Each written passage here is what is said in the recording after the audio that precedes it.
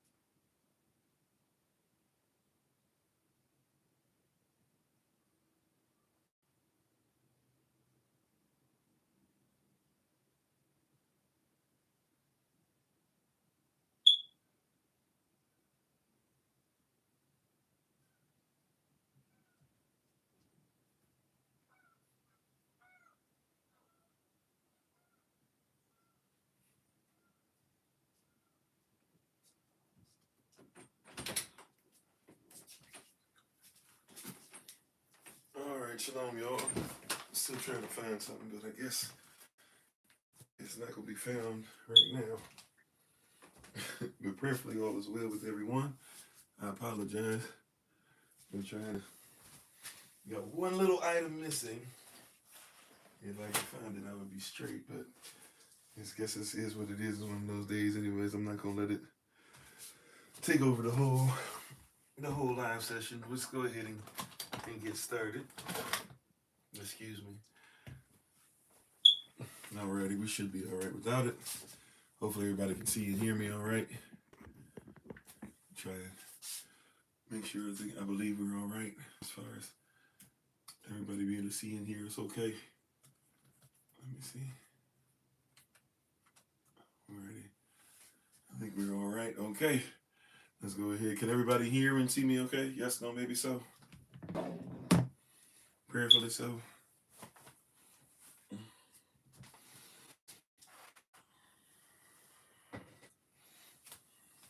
Yes.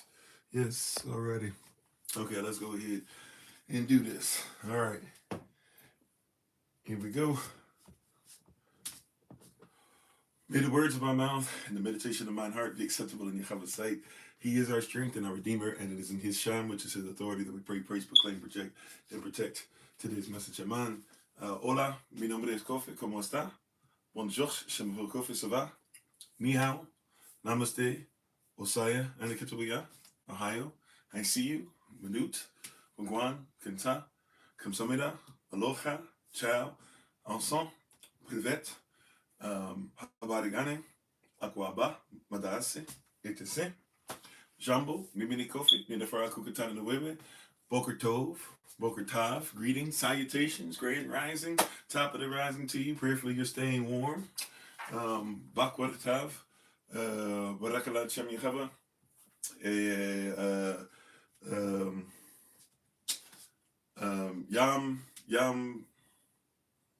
Yam Dalit, Barakach, Anaik, Vaik, Khedet of Christ, Mashalom. Hey, Shalom, peace, everybody. Welcome. Happy fourth day of Hanukkah. If you celebrate to you, I am Pastor Kofi, Pastor of Servant to Christ, where we are always changing lives one mind at a time. We have the voice of the voiceless, speaking the unspoken. We give our honor and praise to the Most High. We give our praise and honor to Him for my wife, the Honorable Maya, who lives a life that is able to be honored. As always, you can check her out on TikTok, YouTube, her website, and Pinterest at Bloom and Flourish. Not A&D, the letter N, Bloom and Flourish. She is a healer, herbalist, chemist, and biologist by degree. Amen. We are excited to be before you one more again. Hopefully all is well once again with everyone. And thank you for being on prayerfully wherever you might be traveling, whether you be on the road going to work or your job is even being a trucker going cross country, or if you are somebody in extremely cold weather right now, negative degrees, feeling like negative degrees off the Great Lakes, off the oceans, off the ocean, wherever you might be worldwide. If you're in England dealing with some winter, if you're in Canada, we reach a lot of persons. I don't know, Australia doesn't really do winter, right? So, but whatever you're going through over there, if you're going to do rainy seasons in the islands, Jamaica, Haiti, Dominicano, Cubano, Puerto Ricano, Hawaii, whatever the case is, we hope that you guys are doing well and doing as well as you can. Praying for you all and thank you all. We are thankful for those who are coming over from prayer. And there's some things that I realized that I was, I'm thankful for the prayer as much as you think you might be tuned in or trying to be. There's always some stuff that you're learning and growing in. And so I'm thankful and grateful to know that you guys are soldiering on and some of those things that we'll be doing our best as we really believe as a group, and we try to make sure that we show such as we have, we give unto thee. So prayerfully, we'll be able to have everybody up on that. As a reminder, let's see. So this evening we'll have our regular live session. We didn't have our meeting, our project management meeting. Had some personal stuff going on. And thank you, Double OG, Triple OG, for checking on me. I don't know if I ever texted you back. Thanks for checking on me. All is as well as it can be. The vehicle at least was able to get back to the crib. So now we're just trying to figure it out from there. But thank you all for checking in. We appreciate you all. And I couldn't find the live session. Yeah, they do that. It is what it is. That's why we say find Kofi. I know it used to be. We try to bring back the hashtag SOC thing, but Find Kofi's been around for years and years and years on social media. We used to be like that on YouTube, but they took down that channel. So they gotta start over in a sense, even though we've been doing this channel, I guess now for some years now. Time flies. But so we're gonna try our best to be ready. Today is going to be Q&A. So we are in the midst of our series we've been doing, but we're going to do Q&A session today, which is led by you all. We actually had a couple questions come through. Double OG, Triple OG on Galatians. I'm going to wait because we were supposed to start Monday evening. So just to let you know, we're going to start that this evening and get to our Galatians series where we started Galatians 1:1 and go through it in its entirety. But we do have a couple questions. To be honest, one of them escapes me right now. I took a screenshot of one. I couldn't find the other, but I'm sorry. There might be a third one that's escaping me, but I know we have two that I'm ready to go into to start. Q&A is 2 days in a row, so we will be doing a Q&A tomorrow as well. So if we don't get to your question today, we try to go a little longer so that basically you have like somewhere between 6 or 7 hours of us being able to answer the questions in these next 2 days. So feel free to fire away. It's going to be your chance. I am going to start with the two that were already submitted unto us. So we will do our best to get to as many as possible. Let's not also forget tomorrow, sisters. We're going to continue. So far, it from what I was told, started off okay. First one, second one last week really picked up. So tomorrow night, Friday evening, will be a women's meeting. Once again, trying to do those weekly as was suggested. And Elder Maya has been faithful to those. And it sounds like even from what I was hearing on Thursday Rising Prayer that it's been a great thing to have. So tomorrow, 7 p.m. New York time, please be ready, please ma'am, please sir, to go ahead and do those things and take care of that and be ready. I'm sorry, please ma'am, be ready for that. Brothers, we will have our men's meeting coming up. Our next men's meeting, the last one for this year, is actually going to be next week, December 20th. So prayerfully, you can be ready for that. Sisters, don't forget, and brothers, let's be ready to support. December 27th, the last Saturday of this year, will be Women in Red. We're excited about that and the word and who's been asked to be preached what. So we're excited about that. And then December 31st, we already got 3 great preachers where all of us will be involved in some way, shape, or form in the event. But we have 3 great preachers ready to go and give the word, give the message, and we're going to pray in.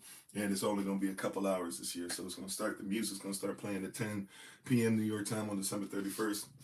We're going to have a little bit of stuff here and there, scripture, prayer, a couple of things as reminders, hashtag stuff, etc. Explain, getting ready to go into the next year. And then we're going to pray into the next year as we often do. So, and if you've never been on one, watch Night Party. It's not going to be New Year's Eve, which is different. It's not going to be a New Year's Day thing, which is different. But it's going to be Watch Night, which is more cultural. And if you've never been to one or whatever, feel free to come out and you will discover some very interesting things if you didn't know them already. Alrighty, that being said, let's go ahead and get ready to go into this word or this Q&A session. Once again, this is 2 days straight. And if you watch this later on, if you're somebody who comes in, watches these, and you come back to try and troll or do whatever, I'll be telling you guys, if you're better trolls than many who just come in to try and say whatever, whatever. But if you say you're actually genuinely asking questions, we do not shy away from that. We believe the person should be able to ask questions, and that's a lot of the reason why many persons, including myself, even left other faiths that we had when we actually found out things, submitted them. Nobody would talk to us about them. And then if we did question them, nobody would give us an answer outside of kind of shut up and be quiet. So this is your day to be able to ask those questions. So like I said, we got 2 to start. I'm gonna try to be as quick as I can with these 2. But we have 2 to start that have already been submitted. And then basically, we'll try to go from there. Where do we get this stuff? Well, to be honest, a lot of stuff, to be honest, I can't afford some of this stuff. But usually, I'm be honest with you.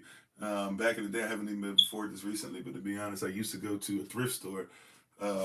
Up and down the road, there's a couple places that are African that are thrift stores. I forget it's like a Goodwill, but it's not. But it's basically the same thing, like a thrift store.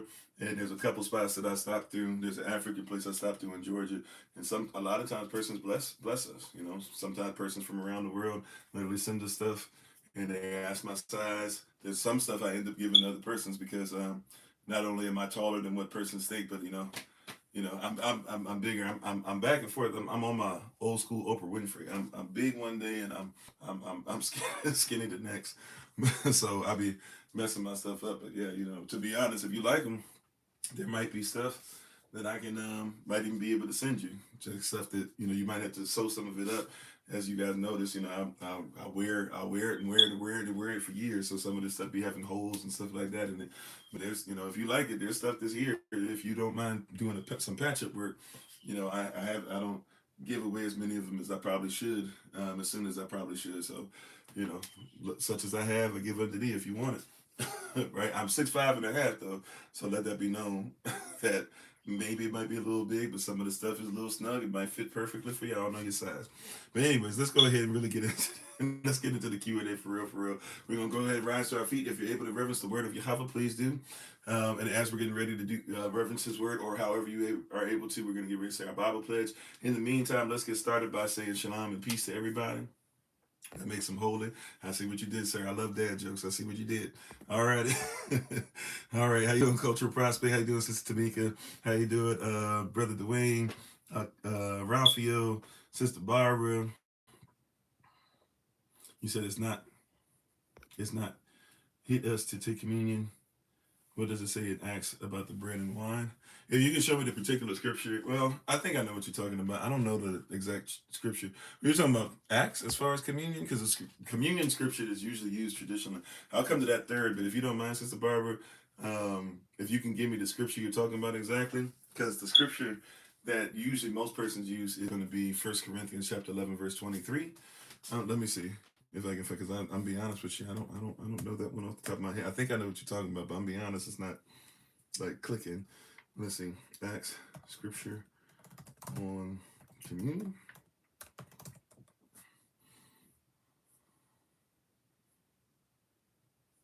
Oh, okay. Oh, I see what you're saying. Okay, yeah. So that's still not. Yeah, that's Acts chapter 2, which is them talking about Pentecost. So we'll go there because Acts chapter 2 is when persons take Pentecost and somehow, some way, try to be like that was communion. And then 1 Corinthians chapter 11 is verse 23 is Passover, and somehow they try to make that communion, right? So it's actually 2 different things. So we can talk about that. I don't normally come from that perspective, but sure enough, yeah, like we should dig into that. I'd be forgetting that one. I mean, I kind of read it in a different context, so I don't think about it that way. But I get you. I get you. Okay, so we'll put that. We'll come to that one third. All right. All right. So I'm with you. I got it. I got it queued up. Yeah, I got it queued up. Okay. All right. I'm with you. All right. Thank you. So then we'll make that number 3. And I'll try my best. Moderators, of course, thank you guys for your help. If I miss somebody or something like that, or if something's going on, please help me, because on Q&A, you guys know, besides the normal stuff, I'm actually, we're looking at a little different. So thank you guys in advance. Let's keep on going. I'm sorry. To everybody, shalom, peace, peace, peace. Welcome. Once again, happy Hanukkah. Happy 3rd day of Hanukkah. Shalom. Right. Yam. Yam Dalit Chenevakach At Yam Gaimal Chevenakach Shalom. May peace be upon you, depending on how you look at the setting of the moon on this third or fourth day of Hanukkah for you. Thank you for being on with us. I think some even say it's the second day. That's a little off to me, but but if you go by the third or fourth day, thank you for being on. Happy Hanukkah to you all over the different platforms all over the world. How you doing, Sister Jennifer, Brother Aaron, Double OG, Triple OG, Brother Dwayne, Cuba, Minister Stephen, Akut Deborah, Sister Deborah, Big Jules, or Achet Deborah. We have Akut Deborah, Achet Deborah. All right, I make sure I pronounce those correctly. How y'all doing? How you doing? H King Lit. I'm not gonna say the other name, that KU name. MSEB, Daryl, Lottie Dottie, everybody. We appreciate you. Looks like you're making it kind of difficult for persons to find this on certain platforms. It is what it is. I think I said Minister Raj. If I didn't say so already, welcome, welcome, welcome. Alrighty. So we're on. We appreciate you. Thankful and grateful.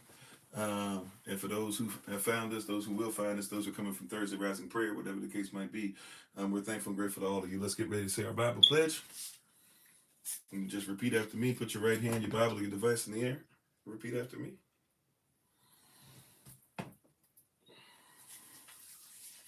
Alrighty. Toda ma'ishpachi. Or Toda mishkapa. Or thank you, family. Alrighty. How's everybody doing? All right, let's go ahead and get started. You can just repeat after me. Bible pledge goes as follows. And Shalom, Brother TJ was able to, hopefully all is well. Hopefully you'll be able to check your stuff. Send some stuff out. So let's see. So let's go ahead and say our Bible pledge. This is my Bible. This is my sword. And this will I trust. For Yechashua is Lord. No sword of God shall ever be heard. For this is my Bible. And this is Yah's word. Acham Yechavach. Aman, which is Yechavah Shem, his name, his authority. Let it be done unto us. You may be seated or go back to what you were doing in the presence of the Most High Yah. Alrighty. So Q&A session for today. The series we've been in is called Reversing the Curse. Means revisiting the lie. And we've had a whole bunch of stuff, a plethora of things that have already been introduced in the series, from standardization to marriage to Bible to Christianity to different things out of Revelation, right, to money to finance, etc. So we've had a lot of conversation. Hopefully you guys have been able to see that. But if there's stuff out of that series or otherwise, feel free to ask questions today. Of course, we're going to come from a biblical perspective, right? So of course we're going to be from a biblical perspective, right? And I see your question, Brother Aaron. So we are coming from a biblical perspective. Make that very clear. We're not coming from any other perspective. We're coming from a biblical perspective. We're looking at that perspective, or a kingdom perspective, a Avla perspective, a Yechad Sha'al perspective, and some of you would even say Avla Yechad Sha'al, right? A perspective very culturally, right?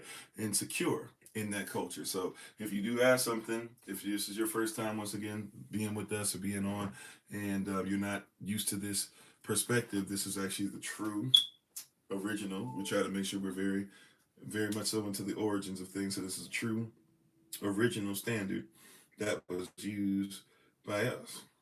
And we want to make that very clear to you that this is a true and original standard that was used by us as a people, which means a nation.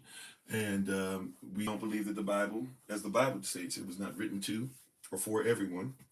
It was written for believers of it, but also a family. And those who believe in it are supposed to be not just treated as family, they are supposed to become family, and they are supposed to leave any kind of nationality that they have behind. Doesn't mean that you can't, bring experiences that you cannot bring, but anything that is against the laws of our nation, those things are left behind, and you become part of our nation.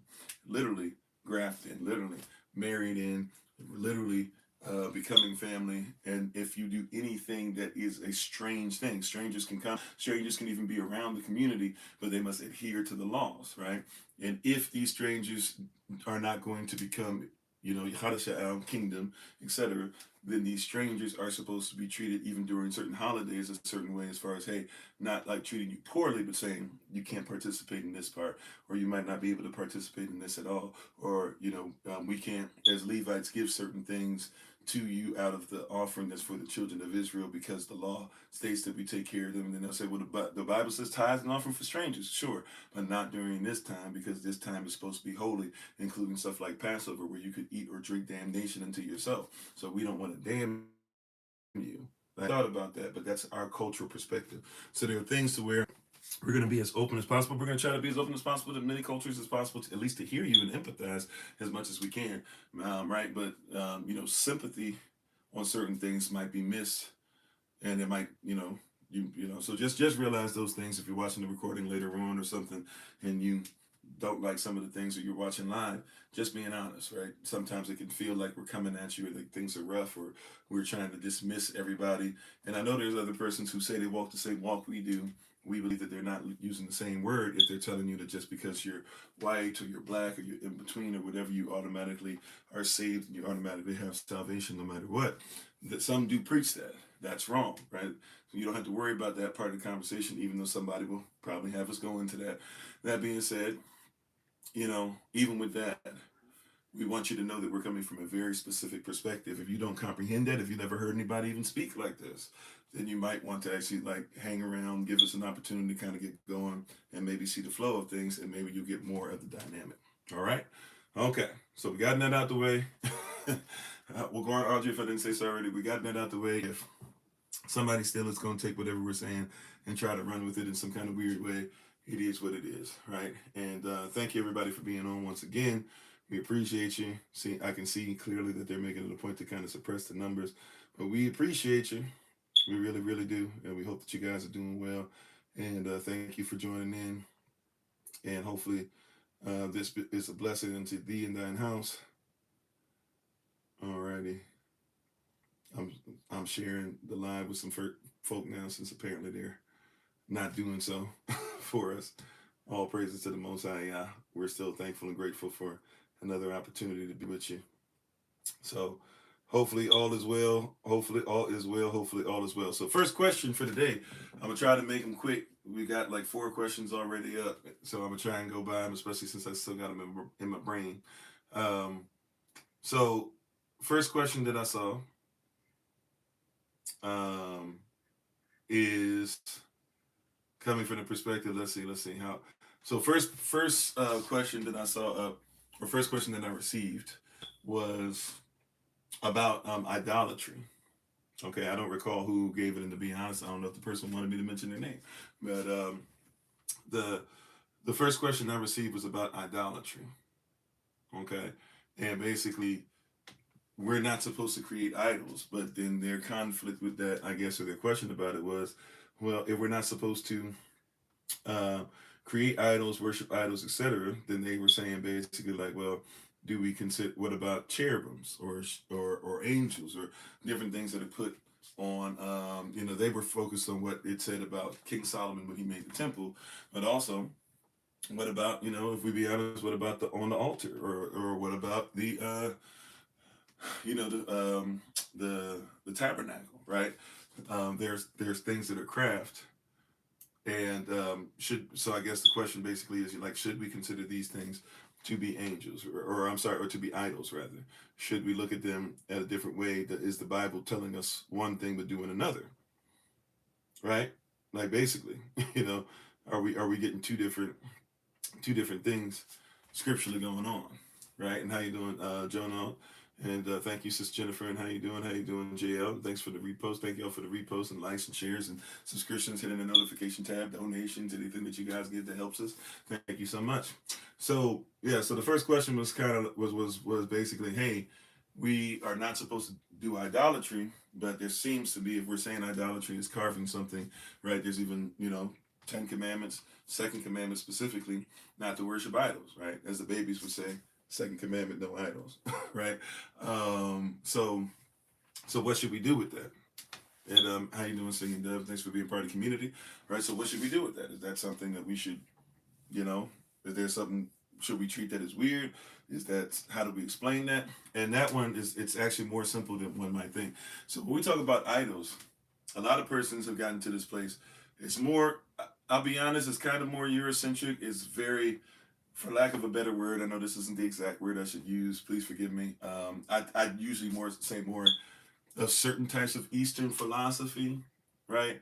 But some would say it's more Arabic. I don't want to use what most persons want me to say because that's not 100% true either. But for those who know where I'm headed with that, right? I'm not going to go down that road. How you doing, Brother Darius? That being said, there are certain cultures to where, even if we talk about the Amish community, right?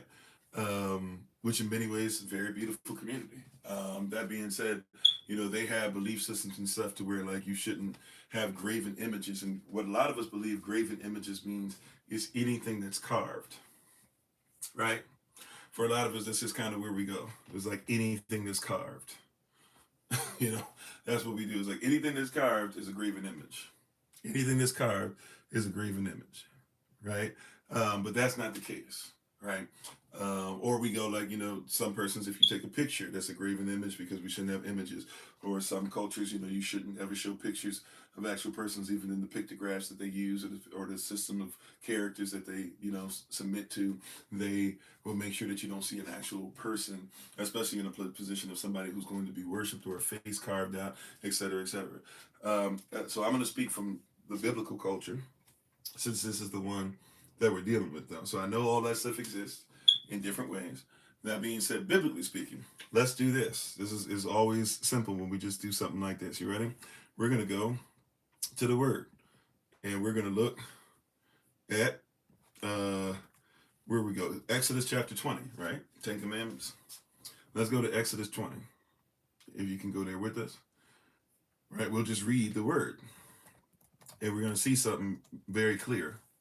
Because a lot of us, once again, have this thing of any idol, which, by the way, is why some of you don't want to see Christ on the cross, which I don't think is necessary either.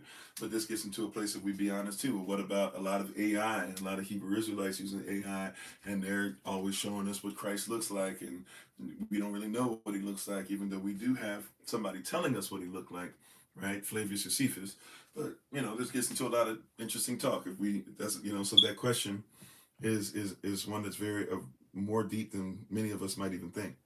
So we're just going to read. We're going to start at Exodus chapter 20 and verse 1.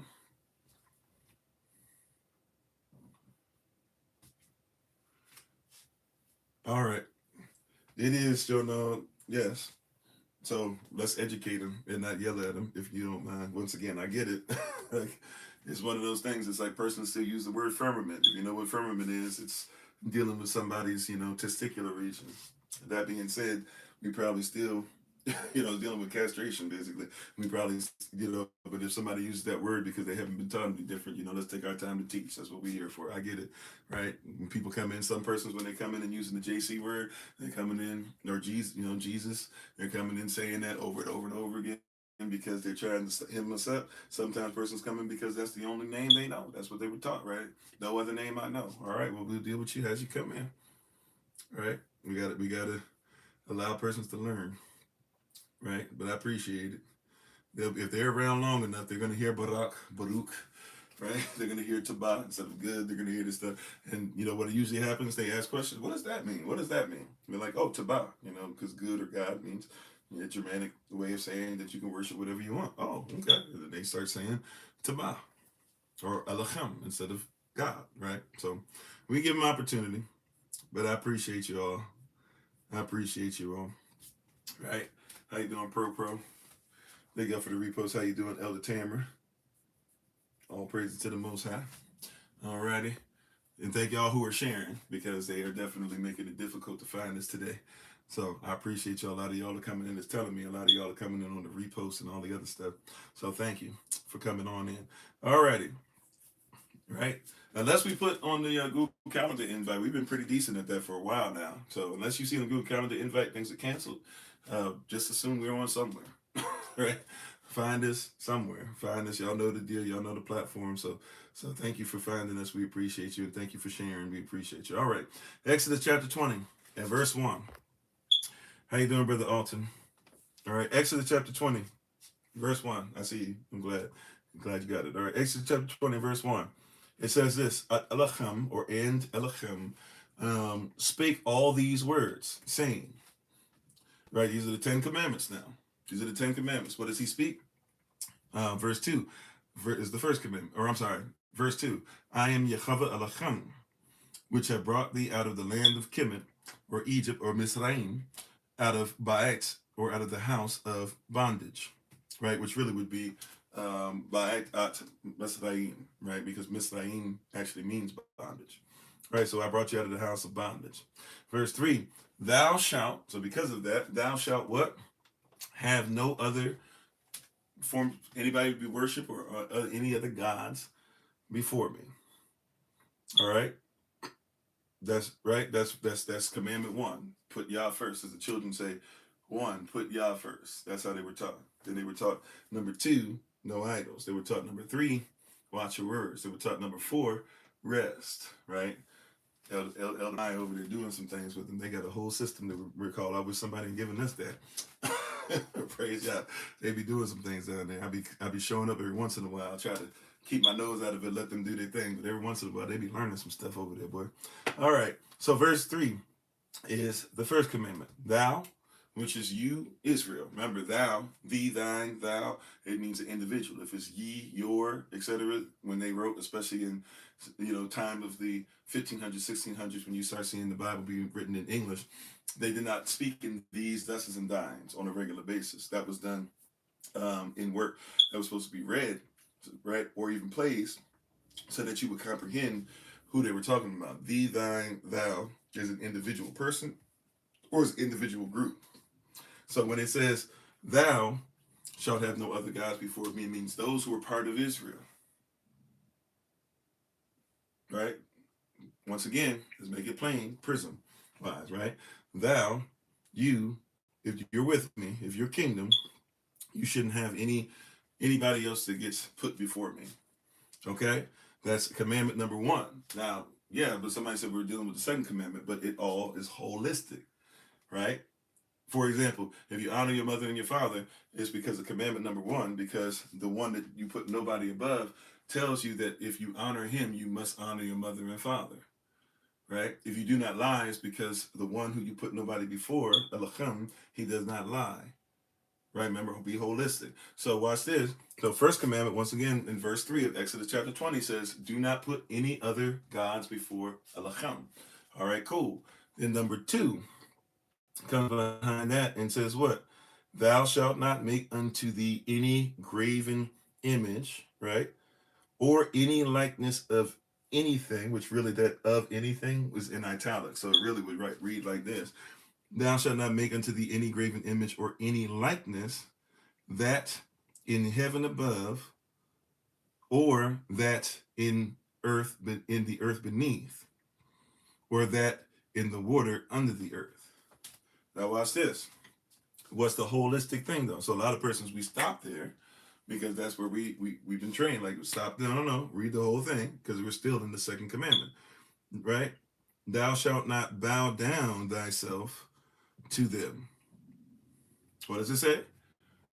Thou shalt not what? Bow down. I'm going to repeat it a few times because I want you to catch this, right? If you're making these images, right? If you're carving these things out, trying to imitate anything in heaven above, or anything on the earth, or anything in the water, or the water, right? Under the earth, etc.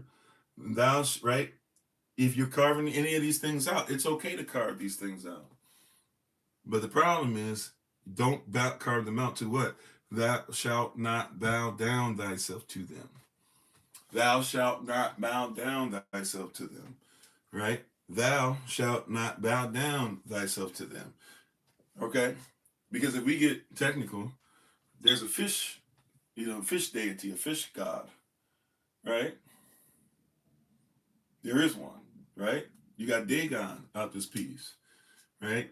Dagon, right? But if you, right, so you could say, anybody, I don't know if a person still be having these things, but that Bass Pro Shop special, the fish that goes on the wall, and sings and stuff back and forth, you can call that by definition, by actual definition, by the culture in which these persons are speaking, you can consider that to be a graven image. It is, right? If we're using that, somebody carved it out. Somebody made that up, right? Somebody took time out of their day to fashion that, right? And you could put, and if you put that up on your wall, that's a graven image. But the reason we know this instinctively, but we kind of get up in our head about some of this stuff, right? But we know that that's a fish, or even if you caught a fish, maybe some of you have gone hunting, and if you haven't done this yourself, you've seen it before, where somebody, takes down a buck, right? And then they get a taxidermist, is a taxidermist, I believe, right? And they get somebody to come, how you doing, Brother Cole, shalom to you, and a taxidermist sets everything up or whatever. Is it a taxidermist? I don't know, but they put the head up on the wall, all that stuff. You see the antlers, how you doing, Elder Nice, by the way, and you see all that stuff, and you put it on the wall, right? Behind me is a lion, right? Somebody might say that's a graven image. If you believe that you shouldn't take a picture, well then you shouldn't paint one, right? But I'm talking about our culture. I'm not talking about everybody's culture. I'm talking about biblical. I'm talking about Israelite. It is taxidermy. Okay, thank you, right? But I don't bow down to this. I don't get in prayer and go, oh, I'm going to bow down to the lion because it's the lion of the tribe of Yehovah or the lion of the tribe of Judah. No, that's when you get out of pocket. You could even mean well. You could even have in your head, I'm not even bowing down to the lion. I'm bowing down to what the lion represents. I'm bowing down to Christ. No, I don't bow down. I don't have an altar set up to this thing, right? It's not, you see what I'm saying? So when somebody gets into that, we have to be careful. So now, but I just I'm going to read that again,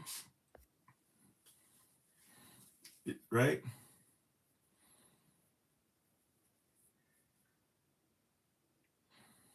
I'm sorry. Bow down means worship or venerate as though it was from heaven, not literally bow down. Well, the word even worship, right? If we're talking about the word worship can actually have a bare essences, bare core. We're talking about Avla, like the original. Then we have to get to a place where we even start talking about if somebody barak, for example, or the word that people are more familiar with, somebody blesses. But if somebody barak, it literally means part of that definition actually means to bow down at the knee, right?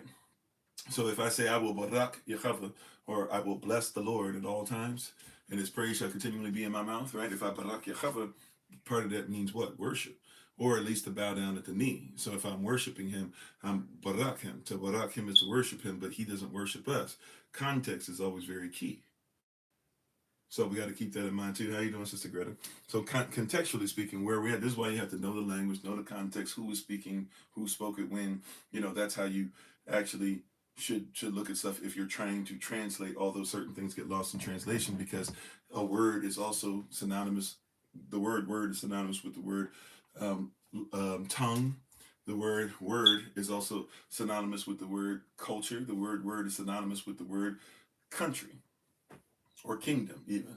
So if you don't recognize how they did certain things, the word you're trying to use, even if you're trying to translate, you'll lose certain things in translation if you do not live it, or at least are not like being honest about how these persons live. The Most High does not worship man. At the same time, though, part of the definition of worship means to barak. So in his case, it means his bowing down at the knee is humbling himself.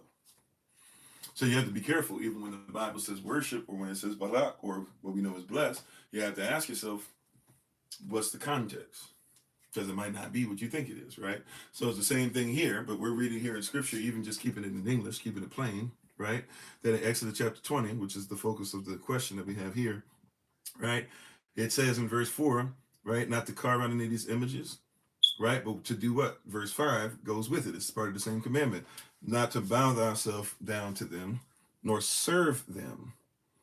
For I, Yehovah Elohim, am a jealous Elohim, visiting the iniquity of the fathers upon the children into the third and fourth generation of them that hate me. In other words, those who will not follow what I said, right?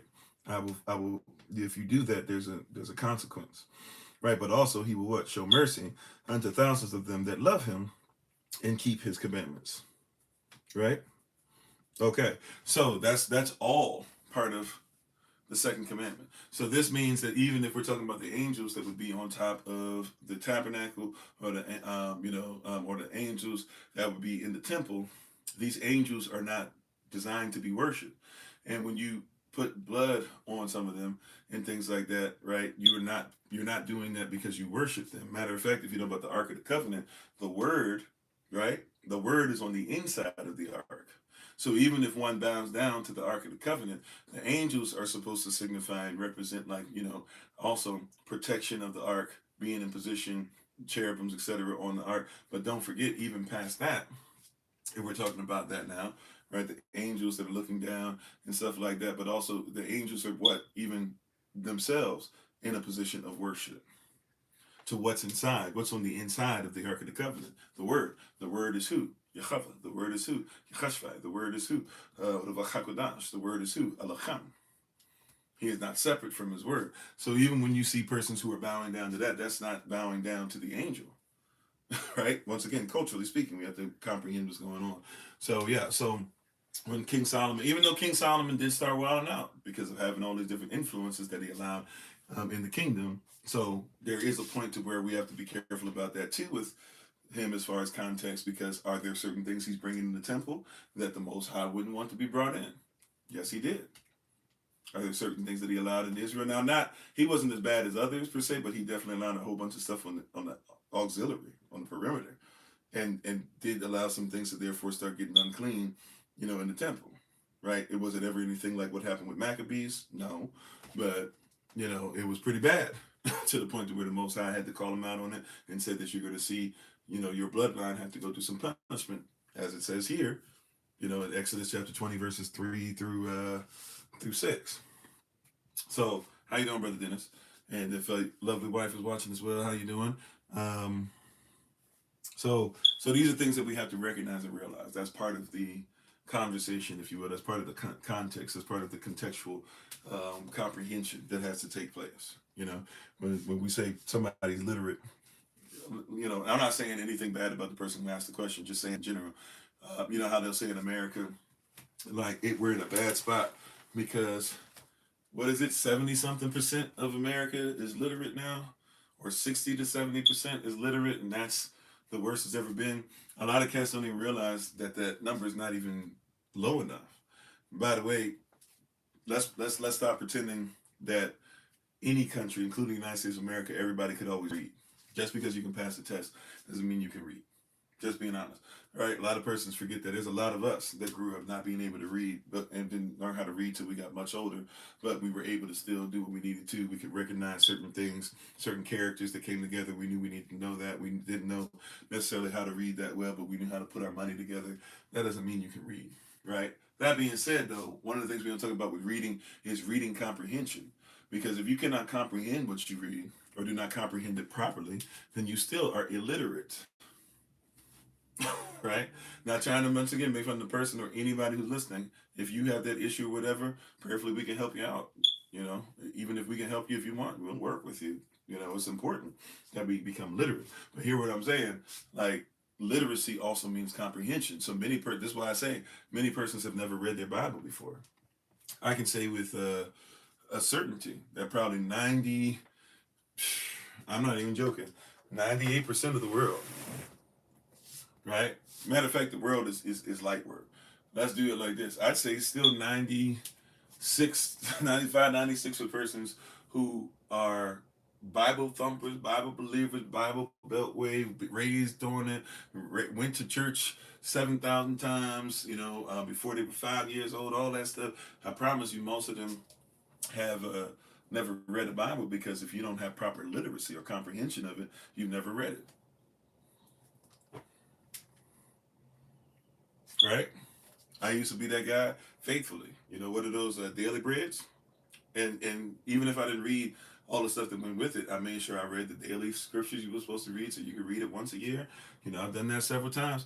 But until you comprehend the cultural reference, what they actually would have said, where certain words come from, what they're talking about, you're not reading it, right? So, and this is a kind of an example of it, where somebody, it's a great question once again.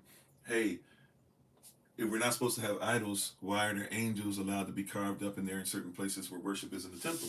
Well, because the angels were never designed to be worshipped, and the commandment doesn't say you cannot carve out any images. What it says is, do not carve out any images, especially if you're trying to make sure that you worship the image.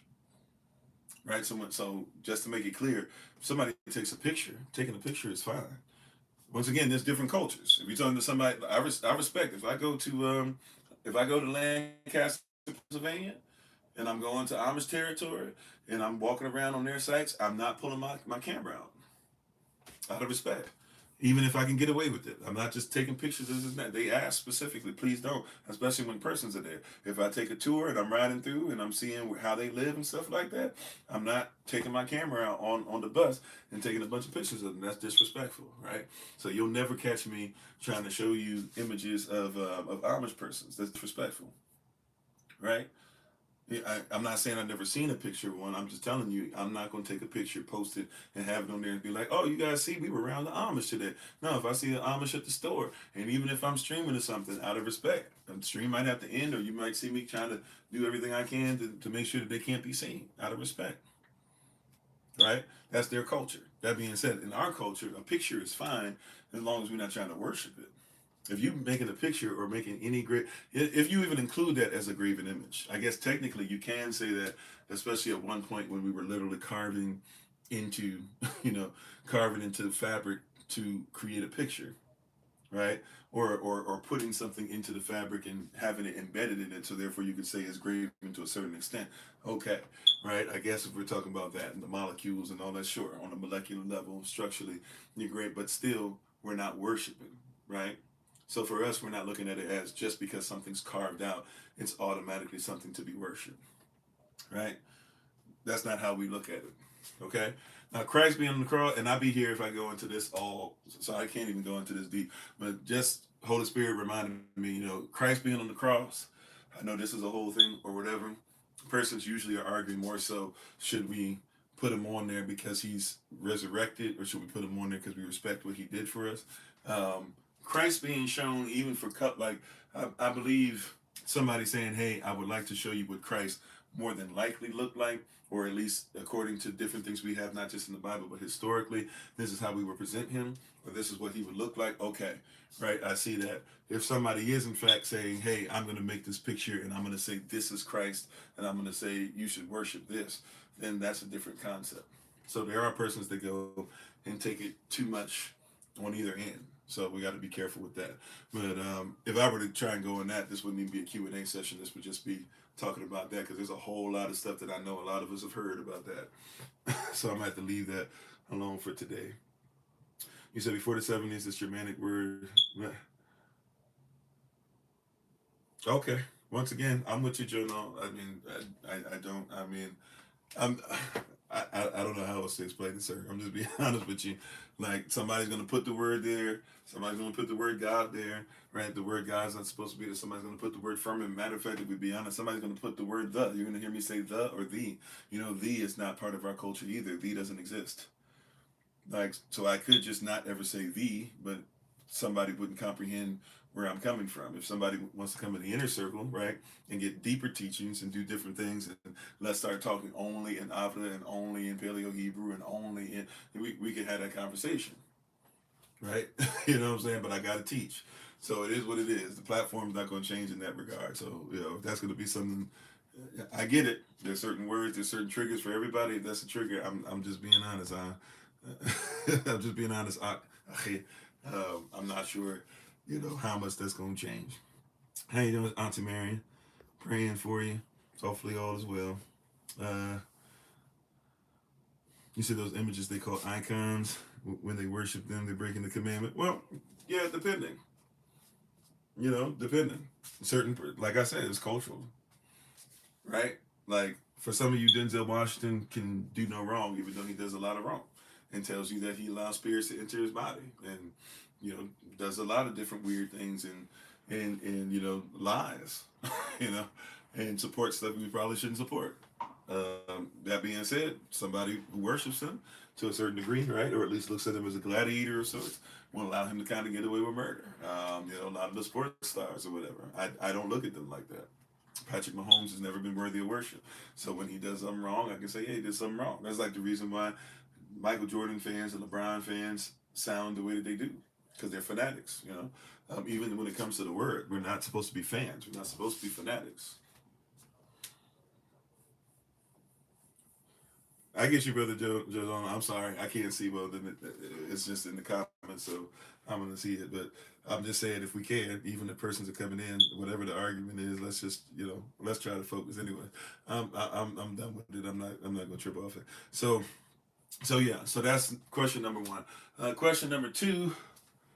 Oh no. So now I've been going into all this other stuff. I know question number three, Sister Barbara.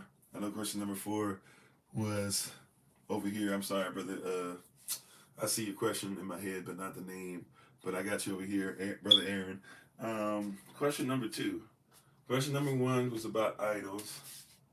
We're not going to do Galatians because Galatians is going to be a series we start this evening. I don't know if I still have it. Communion is question number three, right? And somebody, we might have to skip over it and come back. I apologize. Let me see if I can find it real quick. I might not even have it saved. Oh, no. I know what it was. 12 Precious Stones. The 12 Precious Stones. Okay. Now, we have at least we had one. I'm not sure. I wasn't able to find it. For those of you who aren't aware, we had a YouTube channel up for 7 years before they took that down. So the YouTube channel you guys have been part of is a new one. So 6 or 7 years for the first one, I don't recall, but something like that. And then basically, so they took that down. So a lot of teachings kind of went away, which is why sometimes I'll say like we got to redo a series and stuff like that at some point. Which is why we're gonna next year, we're gonna redo Revelation, and then we're gonna get into Exodus as well. But we had to redo Revelation because it's been so much of it was peeled down, especially because persons were asking questions about the jab, and since I answered them, they slowly but surely, even though I don't get paid by them, they found interesting ways to be able to take down stuff that they shouldn't be touching legally. Still working on it, but it might be while I'm doing it, it's still gonna be easiest to just go ahead and we put this stuff back out. That being said, yeah, so we had some stuff up on this before, but we're gonna look at it again. So these 12 precious stones on the breastplate, or on the avad, which we now call the ephod, which is what the priest. And by the way, can I just real quick on this? I like to make sure that we are open and honest about this. You said adultery was number two? I don't remember the adultery. What was the adultery one? I'm sorry. That might be another one we had to add on. I missed the adultery one. You had a question about adultery, if so, please forgive me. I missed that one. If you could put it in there for me in a little bit, or if you put it in there now, I'll try to have it in my memory banks when we get there. But the second one that was submitted to me before we started the live session. So the first one somebody sent to me, I think it was from they texted me during the Q&A session before, and I didn't see it. The second one somebody sent to me recently about these 12 stones. How you doing, Miss Ladybug? So when we get to these 12 precious stones, we have to be careful about these 12 precious stones. And I was saying about the avad, or the ephod in general, is that be careful, right, with this whole thing about the ephod. You'll see that like a whole bunch of Israelites now, as they're saying, everybody must wear their fringes all day, every day, and everybody has to wear the headband, and everybody has to wear the bracelets. I know I'm not using the typical Hebrew names, I get it, but everybody has to wear these things, right? Everybody has to have the tassels, the tzitzits, etc. Everybody has to make sure that they're wearing a tunic and stuff. Everybody has to wear, cloak, even though they're not really wearing it in the style that they would have worn it back then. That being said, in all these things that we're hearing, one of the things that you'll hear a person argue, or you'll see persons are starting to do, is everybody wants an ephod. And the reality is that the ephod is not for everyone. So if I can start there, right? Because we talk about the 12 precious stones, and if we're talking about them being connected to the breastplate, one of the things we have to recognize is that in the 12 precious stones, there's actually more than 12. We just only focus on the 12. If we're talking about the avad, the ephod, we only focus on the 12, forgetting that there's not only one more stone you should know about, right, but two, right?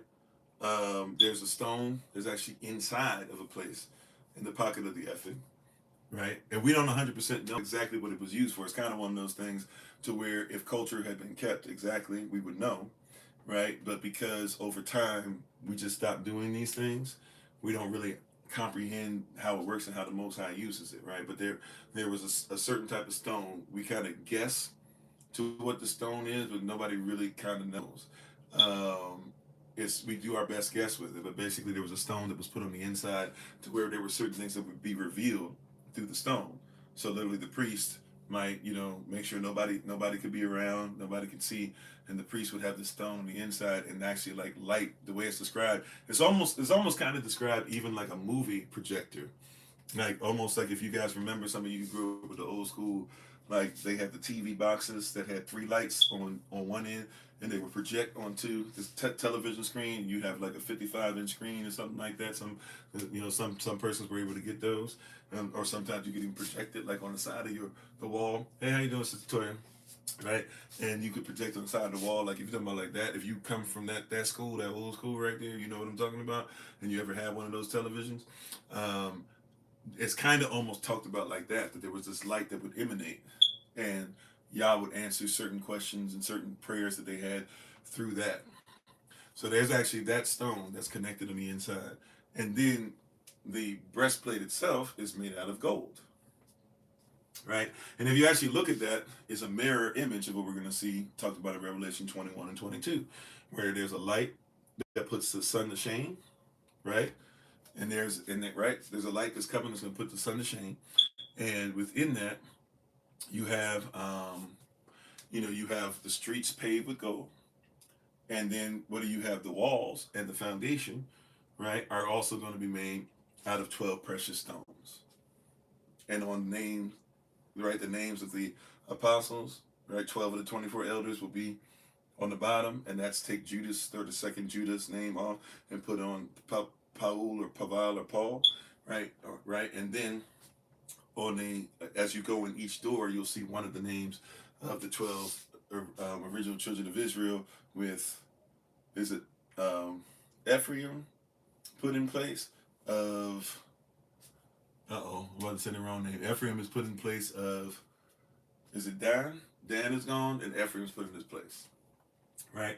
But you'll see those 12 precious stones even coming back, right? So there's a lot of things that are talked about with stones. Once again, this is kind of even a talk, if you're not careful, that a lot of persons who don't know culture, they try to make into like an idol worship conversation. And the reality is that, and I'm sorry, how you doing, Sister Michelle? How you doing, Sister Monica? Excuse me. Right? Shalom to everybody once again. Happy Hanukkah to you, Chanukah, Hanukkah, all right, Chavanukah, etc., etc. May everybody be blessed in this season, right? And we just did on Monday, we did a whole thing on Hanukkah and actually the basics and the essence and the core of why we celebrate it. So if you want to go there, it's based off of First Maccabees chapter 4. Holy Spirit gave us a lot of different things that I'm pretty sure for a lot of you might have been new. And we also go back and look at the recording of Minister Samela Ray from Monday if you'd like to. She talked about Hanukkah, and then go back a couple Saturdays ago, and Elder Maya was talking about Hanukkah. And then she taught the children as well, for those who were part of what the children do. So, we've been learning a lot recently. How you doing, Sister Kimberly? But yeah, so this stuff is like lost to us, or lost technology, or lost mindset, or lost connection with Yah. So there used to be, and it's in your Bible, by the way. I'm not making this up. I'm not just coming off of something. It's in your 66 books. You will discover that there was the stone that emanated, right? And then you have the gold, which is the ephod. And then on the gold ephod were 12 precious stones. So I wanted to make sure I said that, because we kind of focus only on the 12, but if we don't see the context of the 12, we'll miss some of that. That there was a whole system of 14, which once again also mirrors things, because technically there are not just 12 sons of Israel, even though those are the main 12 that we hold on to. But do not forget that Manasseh and Ephraim got adopted into the 12 by Israel himself, because Joseph had been sold into slavery. He didn't get to grow up in his culture the way he should have all the way, and his sons definitely didn't know anything. So he said, well, to make sure that they get what they're supposed to, and that what they had lost, he just says, I adopt them, right? This is Genesis 49, 48, 49, 50, somewhere in there. He says, I'll adopt them into what it is, that you guys have, since you guys took away their ability to be able to get into the word, right? Or to get into this culture, or to learn properly. Okay? So yeah. So there's 14 stones, 14 sons, even though 2 of the sons you would consider to be grandsons, but those 14 are actually adopted in, they're grafted in to that position. Right? How you doing, Sister Mignon? Not sure how many of you recall that or remember that. So you'll see, but you'll see with the effort, you'll see 14 stones you should actually know about. We only kind of focus on the 12. So the goal is what the 12 go into. And once again, the effort of the Avad is not for everybody. Even if you're an Israelite, not everybody's supposed to have the effort. Is everybody aware of that? Even if you are an Israelite, when everybody's once again, this is not everything is for everybody, right? There's context, there's rules, there's regulations, there's laws, there's statutes, there's ordinances. We're supposed to keep them. So believe it or not everybody, right? When you see all these brothers, everybody talking about where's your effort? That's not for everybody. Are you a priest? Are you a Levite? How you doing, babe? My wife is on the Honorable Mayans. Always check her out on TikTok, YouTube, her website, and Pinterest at Bloom Flourish, not A-N-D, the letter N.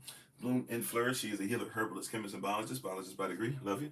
And hopefully you guys are being safe out there. And hopefully everybody else as well is being safe wherever you might be. So thank you everybody for being on. So yeah, so when you have a person, they're like, yeah, because you're an Israelite, you need to buy. It really is because they want you to buy. Same thing. We got to be careful about the spirit. I was just talking with a brother yesterday, right? And we were talking about this, and you got to be careful that a lot of persons, all they're going to do, right? The reminder was given, the word was given yesterday. We had a conversation that all you got to be careful. A lot of these cats, instead of saying Jesus, allows us to do da da da. Instead of saying God allows us to do da da da. Now they're just gonna say Yeshua or Yehashua, right? Or Yeshua or Yehushua, etc. Allows us to do da da da. And they're gonna do the same things they've been doing. They're just gonna go ahead and throw out Yahweh's name or Yahweh's name or Yahweh's name, Yahweh Shai, whichever dialect you speak. They're gonna throw this out, but do the same thing they've been doing. Right? And so the same way they be selling stuff, be careful. Sometimes they're just selling you this stuff. They're not, right? Like, can I be honest with you? Right? One of the things we're going to try our best. We have the ability. It just depends on how much time we have, but we have the ability to be able to make some things and send some stuff out that we as SOC haven't been able to do in-house for a minute. That being said, like if I send certain things out, they're supposed to be prayed over, right? Like, for example, with the effort, that even, and I know that's not even exactly the question that was brought up, so I apologize to the person who's still waiting patiently for the 12 stones. I'm just trying to lay something out real quick that we should talk about. Like, some person, they just trying to make money. It's wolves in sheep clothing. Like, they said, like, persons would give you, turtle doves and stuff for offering in the temple. But Yahashua saw you were just doing it to make money and you weren't doing it correctly, and he flipped over tables. Right? And so you got to be careful. See, we just go, like, once again, we just like in the world, when persons come up, it's time for them to accept their reward. I want to thank God, who the head of my life. And then, I want to I thank him for my 25 children, and I want to thank him for that album, the album, my big album, I just won for, big ups for his heart out here for Pimp It. Without God, it wouldn't even be possible. And we just start celebrating because there's a black person up there who got all these different things going on, who they're evil. But we're just like, oh man, black made it, right? And we got to be careful. That's not part of our nation. You know what I'm saying? This is how you got persons like John Cena that everybody's celebrating. If you know his life, he's a really he seems to be doing a lot of terrible things that are like inhumane over and over and over again to persons that are close to him. But we go ahead and we forget that like he made his whole thing off of like basically being like their version of Eminem and actually like being hyper racist. Right? Like, and doing a lot of dog whistle stuff and coded behavior. But, if they just mention certain things, like, but we do the same thing with this whole God thing. Remember, Romans chapter 10, verse 2, it says we have a zeal for Elohim, but it's not according to intimacy. It's not according to knowledge. So if anybody says anything that's like, oh man, yeah, it reminds me of something, like it does something to my spirit, that's what you call it. When the reality is, it just is nostalgic to you. But it might not be righteous. Matter of fact, oftentimes it's not. Yeah, one could say capitalism is an idol. Right? So you have to be careful. Brothers are doing the same thing. Sisters are doing the same thing in this. Somebody comes and they tell you, oh yeah, just because it has 4 characters. And I be trying to tell a person, nobody want to do the research. When I'm like, these characters that we're throwing around, like you guys don't comprehend. We're learning the stuff that's pagan. We're learning the stuff even that is Ashkenazi and Khazarian that you say that you hate, right? So we're putting this stuff. A lot of the words that we're using, a lot of persons don't know. You're using stuff that is not even Avda. It's not even Hebrew, right? Modern Hebrew is not Hebrew, literally. Like it has some words that have survived. Let's be honest. Like there's some words, but they're not even pronounced correctly because they're the persons who are speaking them are Greek and are Roman and are Roma, if you even know what that is, right? You know, and are Germanic, are Gallic, are French, you know, Franc, which is basically still Gallic, but it's Gallic mixed with a lot of original Roman language and stuff, right? Like these are the things that are there, and you're speaking, and you're not even speaking the language. You're speaking with somebody else created off of it, and they told you, no, no, no, our stuff is original, but they have that's what, but they call it modern Hebrew. Even the pronunciations you're using are modern pronunciation. If something is modern, it's not original, right? And if something is not original, then it's not the true. I mean, you know, that's it's not the principle. It's not the first. It's not the original. It's not the law first mentioned. Where right. So if you're still saying something, a lot of times you have to realize and recognize, like the persons that you're going to school from and learning from and taking what they tell and still using them as the barometer. You have to recognize and realize when they're saying this is what it is. They say that there is no way that you can even learn how modern or how Avda or original Hebrew sounds. You know that, right? Like that's what they actually teach. They teach that you can't even learn your language.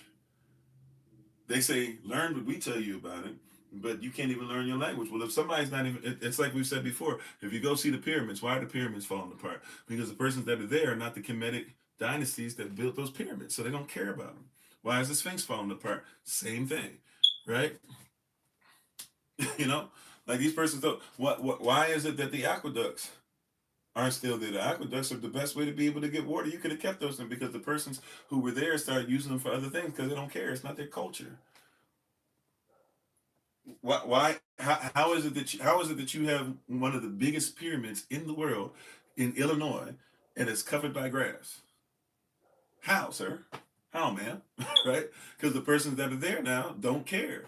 They're not the indigenous persons who would have built it. So why would they care? How is it that you have, you know, my family and I, we've been barat, you know, to be able to go all over parts of Mississippi and Georgia and Alabama and stuff like that and see South Carolina even and see that there's a whole lot of pyramids there, more pyramids there. And you know, some persons say, I don't know if this is exactly true or not. I don't think this is as true as what we say, but the saying goes, there's more pyramids. And I guess if you're talking about small and big combined, maybe. I don't know, there's still pyramids in Timbuktu and in, you know, and in Ghana even, and there's on the other side, you know, there's still a lot of pyramids in Kush, you know, South Sudan, Eritrea, Ethiopia, etc., that we don't really talk about. So you know, but long story short, there's a lot of pyramids in the United States, right on the bottom, on the southeast, right part of things flowing, even a little bit into Louis, well, not even a little bit into Louisiana, and even a little bit into Texas, and yet we don't talk about it. And it makes sense there would be a bunch of pyramids in Texas because there's a bunch of pyramids in Mexico, and Texas and Mexico used to be the same thing. Right? But if we're not careful, we'll allow the person who's teaching us about pyramids, right, to keep teaching us while the same person that teaches us about pyramids is the same person that doesn't tell us there's a whole bunch of pyramids that you can go and see right here that they've covered up or allowed to be covered up because they don't care, right? That you can go, if you want to see pyramids, you can go in the ocean, right in the Caribbean, right off of Florida coast, right off of Texas coast, right off of Mexico to right off of Puerto Rico, right off of Cuba. You can go into the water and go down to the bottom and you can see pyramids there, which means that, you know, it more likely wasn't the underwater race, but it means that there was more than likely pyramids, especially before you talk about even some of the things like the flood or other things that might have happened as well, or over time just land falls off on the edges. And so you had stuff that was even right there on the edge of the land that was right there where you had a bunch of Native Americans who knew about these things. But we'll listen to them, the same person who won't tell you any of that because they don't care or they're trying to hide it from you, and we'll listen to them tell us about pyramids. Well, it was the same thing. Persons who were busy telling you that you have no connection There is no way to learn your language. Nobody has ever kept it. There are no, the Negro is just something that means black. They only tell you that Negro is a nation, right? And if you learn about Negro being a nation, you can't use it in Western courts, right? Not unless you know how to do it, but it'd be a really, really tall ask for anybody, right? So all these things are there, and we're doing the same thing with our language, where we'll have persons who are telling us about our language and how to pronounce it, and it's like, that's not ours, right? We're spending so much time saying, see, I learned from them, the persons who say you're not even Israel, or say, well, if we admit you're Israel, you're just some kind of weird, you know,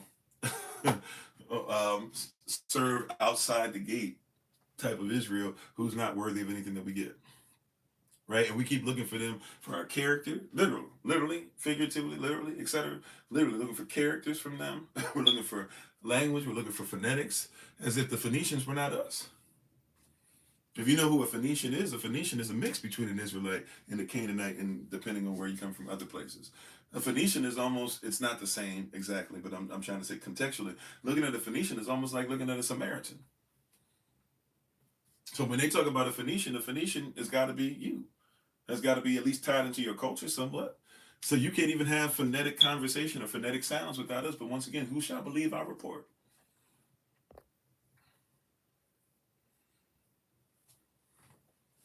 Oh, Mount Everest. Oh, yeah, Mount Everest is not the highest mountain on the planet, regardless of whether you're talking about above sea level or starting underneath, right? Yeah, but I'm just saying, for the, so we have to recognize that we've been kind of peppered with this stuff, even pepper sprayed a little bit with these different things, right? But when you talk about the effort and things of that nature, right? Besides, yes, Chronicles and all these different things, of course, I'm trying to even get to it. But when you talk about the effort, whether it be in Chronicles or whether it be when we're talking about, for example, who we now call Elijah and Elisha, right? And we'll use that pronunciation, for today. Well, Elijah, right, has an effort. He puts the effort on Elisha. What does that? What does that do? What is Elisha's next move? Think about this culturally. Think about this culturally. How you doing, Brother Jermaine? Right? And check out if you need any shirts or any clothing products and stuff from Brother Jermaine. Don't forget Jermaine Insurance at gmail.com. Right? Or is that right? Am I saying it right? Germ Johnson. See, I'm about to do the same thing I used to do. Germ Johnson Insurance at gmail.com, which is JermJohnsonInsurance, Germ Johnson Insurance at gmail.com. And if you can't reach out to him because I don't confuse you too much through there, just let us know. We'll make sure that we send you his information. You said like the menorah versus the Hanukkah, right? Right. A lot of persons don't even know it's called that, and the menorah and Hanukkah, or even the representation of the seven lights that are later on in there. And by the way, even with the Hanukkah, even the story as far as that with it being lit, and staying and stuff like that, that's folklore, right? We talked about that the other day. That part of it's folklore. And that being said, or it's considered by many to be folklore, all right? That being said, if we get back to now and stuff we're talking about with our language, who shall believe our report, and with who we are, and even with the effort, look at what happens. The effort is put upon Elisha by Elijah. And how you doing, Graceful? Thanks for being part of the community. So when the effort is put on, what is Elisha's first move? Elisha goes, oh, snap. Let me please, put my house in order. In other words, as quickly as I can. Let me make sure my mother and father, I say bye to them. Let me make sure I get ready. Why? Because the effort was put on them. If the effort is put on you, you are not, you're leaving the normal societal things because you have a new standard you live by. And he went into training so that he could therefore be the one to receive double portion. If you know what that is, that's connected to our culture as far as what we call Pentecost, right? To where a double portion is given as far as offering during that season, which means that the double portion is given to Levites. So in order for you to even receive a double portion, you have to be one who is a Levite. So even if you would argue Elisha was not a Levite, right? And this will go into a question somebody had about Mary, I believe, or I don't have the exact question in my head, but this will go to that in a second. But when the effort is put on them, that means that the Most High, right, through Holy Spirit, has said, hey, I choose Elisha. And as soon as Elijah put the effort on him, took off, puts it on, that means that, oh, okay, he's saying you're not part of that system anymore. Yes, stoic. That's exactly what's going on. Is that your way of saying hello? Right? So I appreciate you though. Right? So those things that we're saying, right? Those things that are happening, we have to recognize and realize um, what's going on here as far as that culturally speaking. Once again, there's other things going on with the stones, gold even being something that's going to be a preview of happening later on. The effort itself is supposed to be worn by the priests. The priests themselves, even though they are Levites, yes, they are one branch, one nation, one group under one son of Israel, etc., etc. At the end of the day, whether we're talking about the 12 or the 14, at the end of the day, they represent the people, the nation. And so they represent where heaven meets earth. They represent the precious stones that Yah has put in place. They represent each child of Israel and therefore each nation of Israel. And so they are supposed to make sure that as a matter of fact, if you look at how they are dispersed as a people amongst all the other peoples, all the other nations, right? And they are literally in different places. They're not allowed to own land, right? The whole thing of Levites even having to deal with stuff like that or try to figure out land and stuff is done when a lot of us left Judah by itself, right? Now Judah was being wicked, but a lot of us left Judah and then we're even more wicked, or just about as wicked, right? If nothing else, and then eventually Benjamin comes back and some of the Levites come back, right? But up until then, Levites, their whole responsibility is to make sure that they separate themselves as far as being holy, but they also, everything they do from this point on is to represent the kingdom as a whole, right?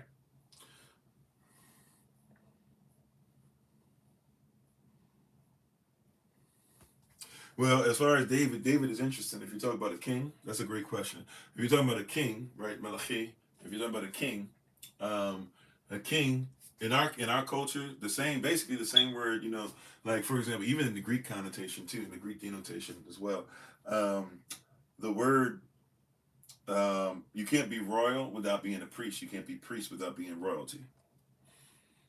So every priest is considered to be royalty. Every person who's royal is considered to be a priest. So King David is treated a certain way because not only is he king, but he has a remember even like King Solomon who comes behind him. King Solomon gathers all the priests together, and sure, probably had them do certain things that he wasn't supposed to do, but also too, who leads the prayer? King Solomon, because he's a priest, because he's a king. He's a king because he's a priest, right? Now we what then so the same word that they're using there. So even in that regard, right, when David grabs the ephod, right, David has right to, even by that, now we're getting to what we call, the spiritual side. I don't like to always call it that because some persons think I'm denying the physical part, but we have, now we're getting into the spirituality of the law, right? The law is spiritual, right? At first, it manifests into the physical, so the law is also physical. But the law is spiritual. If it starts from Yah, then that means it started spiritually. So even in that, if you become a king, right, then you should be royalty. This is why it says that when it says, you are a chosen generation, you are a chosen generation, a holy nation, and a peculiar people. It also says a fourth one, which is um, you are a royal priesthood, because the word for priest and royalty are interchangeable, right? At least a couple of them. There are several words for them, to be honest, but the words they're using there in the Greek, especially, which is them flipping something from the Hebrew, they're using that same word. They're using that same context, right? So David was able to grab the ephod, right? Now David couldn't grab, but even with that, right, there are certain things that even in that lineage-wise, only certain persons could touch too. Like David's friend couldn't touch. Tried to simply just catch the the Ark of the Covenant. Not even the Ark of the Covenant itself. I believe he was. No. Yeah, he tried to catch the Ark of the Covenant to stop it from falling, and he died. And David grieved over that. He didn't like that. He was really upset by that. but there's certain things that are not for you to touch. So even in the spirit and physical and stuff like that, there's certain things that go to family for that, like that for sure. But as far as, if you're going to be a king, and this should speak to any of us talking about, I'm the king of my castle, right? Well, then if you're the king of your castle, right, and you're going to use that to grab the effort, so to speak, to know that there's certain things that come with it, right? If you're going to be if you're going to be the one, I'm the king of my castle, none of that, there's certain things that come with it.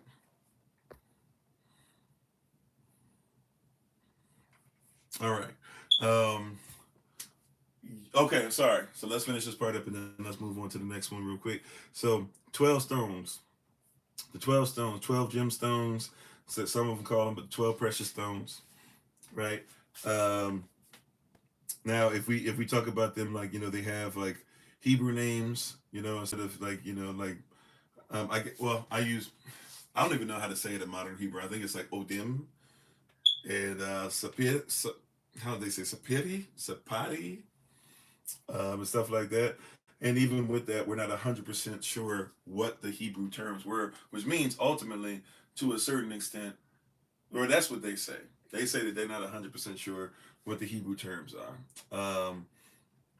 There are some things that these things, so basically what they're doing with these, when you hear me talk about these 12 stones, I'm going to use terms that you're familiar with.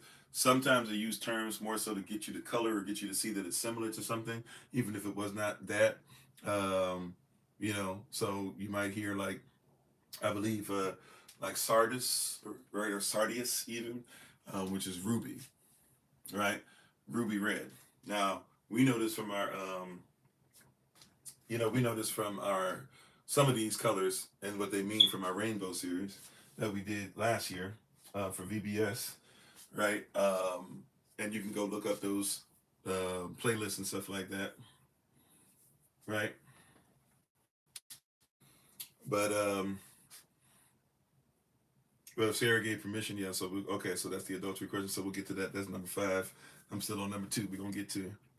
Okay, we'll make that number 5 so I can remember it in order. But we'll get there. So Sardis and ruby, right? So ruby, right? Red means passion, right? A lot of persons go to the place where red means love. Red means passion, right?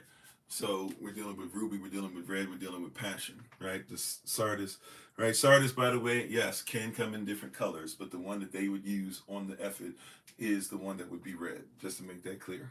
Okay? All right? Okay? You have, but you have, I mean, basically they go per, matter of fact, let's do it like this, because I don't have my notes together here properly.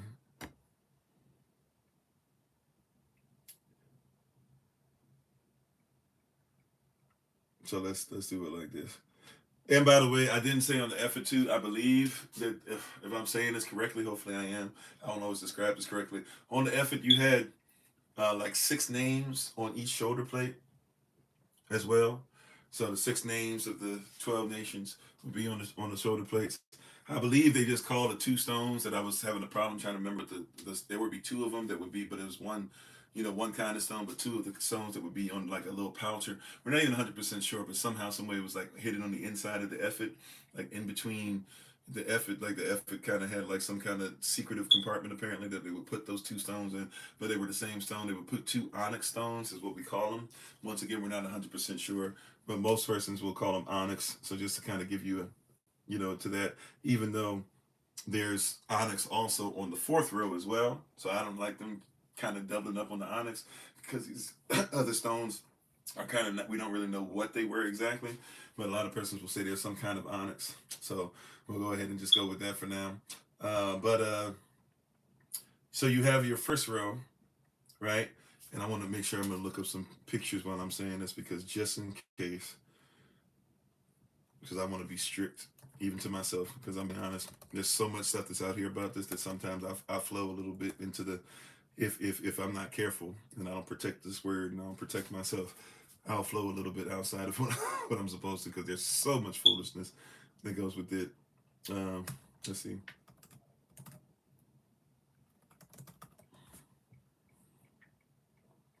Okay. All right. So make sure I got my image here together.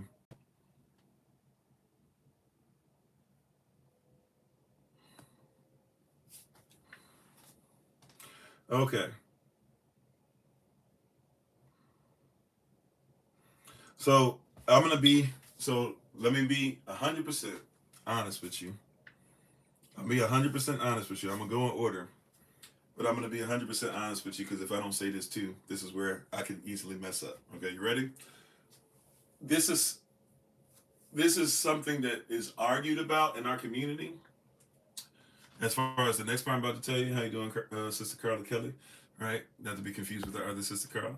This is something that can be totally confusing, and it's something that's a big fight. And I'm going to tell you right now, there are many that would disagree with what I'm about to tell you as far as what each stone means. Right, what each stone means, the order that each stone goes in, etc., etc. Right, there'll be many to argue over the order.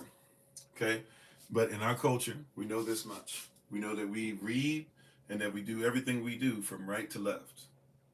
And if you're not aware, because I know because of the way the screens look, some of your screens look different depending on how you're looking at me. So this is my right hand, right? This is my left side, right? And even stuff that I come from as far as Ghanaian root stuff like that, right to left. You preach with your right hand, you speak with your right hand, you shake with your right hand. You try not to do things with your left hand as much as possible. Not saying that your left hand is evil per se and you can't use it for anything. I'm just saying the right hand is extremely important, right, in our cultures that where we come from, very very much so. So I'm going to say this, that when I'm talking about these stones, right, we're going to be going from right to left. What are we doing when we talk about these stones? Or let me say it like this, I'm telling you from right to left, right, from right to left. So there are a lot of persons who would get upset with me, and I'm talking about from right to left as far as when the person looks at it, right? So if you're looking at the effort and you were looking at the person wearing it on their right side, we start from right to left. Okay? So that means whatever we're doing, we're going what? From right to left. So every nation, if we know the order that they come in and all that stuff, then we know that the effort is talking about nations from right to left. So Alav, or the upper corner, number one, is going to be Reuben, right? What we'll use the name, the pronunciation we're used to. So on the right upper corner is going to be Reuben. Next up would be therefore Simeon. How you doing, Sister Tabitha? Next one on the left side in the upper corner, right towards the left shoulder, is going to be Levi, right? Then you come down to the second row, you're talking about Judah, Dan, Naphtali, so on, so forth, so forth. Okay? All right? That's how you do, right? So if you're looking at each stone, that's how you look at them, right? So when you do your research, when you get a chance, I don't really have it set up on where I can really use, especially on this device I'm using. I don't think I can really share that with you guys. Do I even have? I don't even know if I have enough stuff set up in here where I can use. No, I don't even have my stuff together for the whiteboard on this. It probably would have helped out. Maybe I'll try to put some pictures out there, or to the person who asked it specifically, I'll send it to you. I'll try to see if I can put some stuff out on Patreon and maybe on the Facebook group and some other stuff so y'all can see it. Maybe I'll do a quick lesson or something like that and put it on the different TikTok channels too or something, right? But when you're basically, so if you go and you start looking at the order of how all the children of Israel were born, right? Right? All the brothers, right? Not including the 14, right? The two of the two grandsons that are later grafted in, just going from Reuben all the way down through Benjamin, and you keep going in order. You'll discover what each stone is for each brother. Okay, right? So do some research on the stone. And by the way, this is one to where, even though I'd be careful about some of the witchcraft stuff you might read, but this is one if you want to go deeper, deeper, deeper into it, do some research, and you'll discover very quickly. We might have to just do a series on this because it's one of those things. If I could be on this for 5 days straight and still not get into all the in-depth richness of just the way the effort is put together.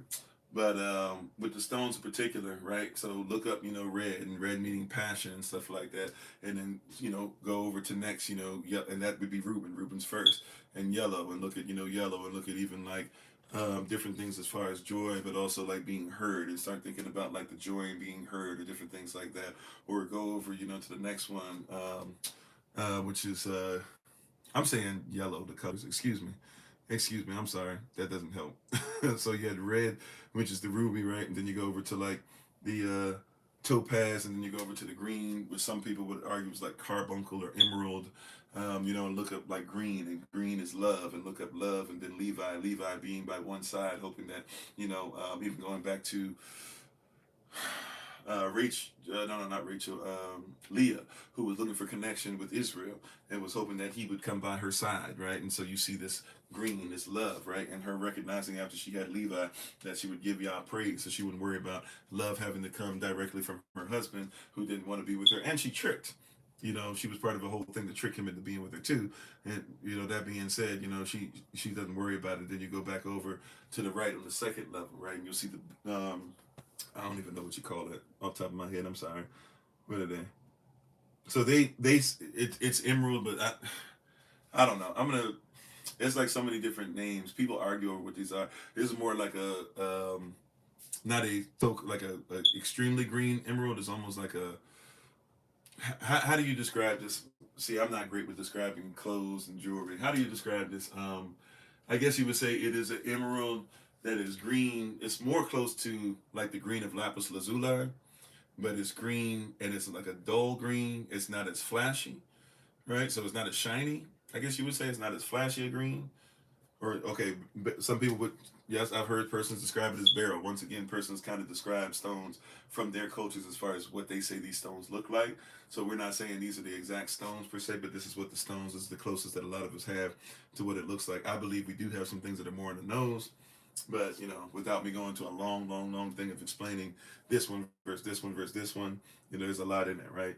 And so but if you just kind of use that same mindset, Don and Don being judgment, I think Don is well, the one that everybody's used to, Don is sapphire, right? So if you look up Don being judgment, look at sapphire. What does that mean? Put that together with Don, right? So there's a lot of different things that you'll see that kind of go together with this, with these concepts and things like that. But that's how you connect the stones. And once again, if you get the prism of the effort with that, right, and then seeing how that's set up, like heaven meeting earth, your earth, this being a representation of heaven. You have the onyx stones on the inside of that as well. You have those 14 stones. How do they operate with each other? And by the way, it makes sense even with some of the stones that if the effort emits light, how would that emit light? What would that light look like? Because that's going to be reminiscent of what the walls of the kingdom of heaven are going to look like. So there's like a lot of different things that you would go on in that. But I'll try to post. We have, I have to scroll through. I think we did that in 2022. So maybe 2022, 2021 on a live session.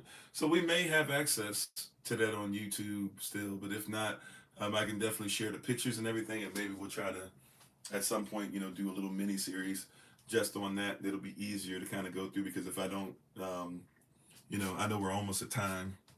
And if I try to, or not almost at time, but we're losing time and we still got other questions to go and, so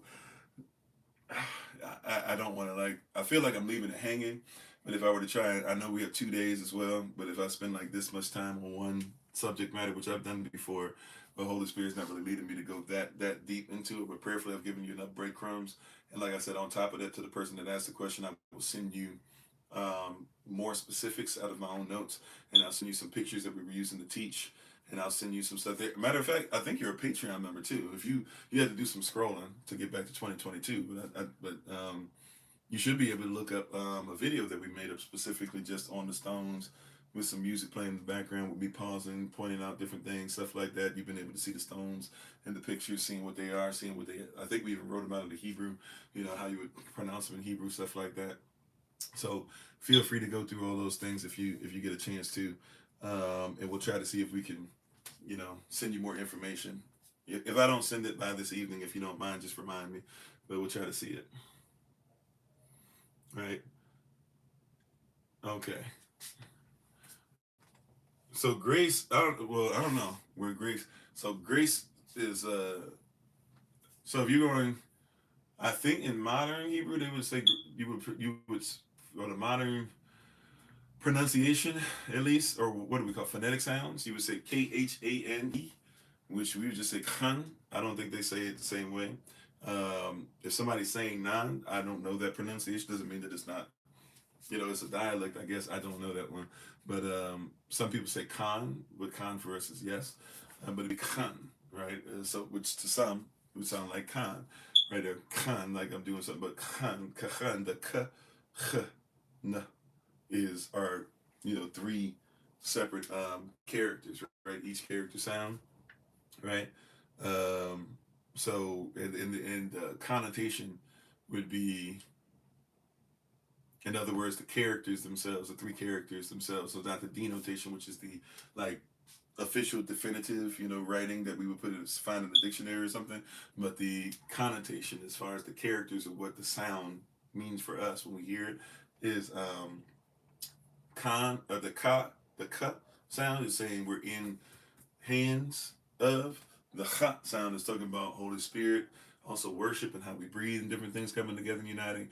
And then the na at the end is talking about being perfected. Therefore, the connotative thought process for us when we hear that would be that in Yah's hands, being kept by Holy Spirit, we begin to mature. And for us, grace, as far as denotation, just like a little even deeper than the Greek. The Greek almost means the same thing, but it doesn't go as deep as our thought process.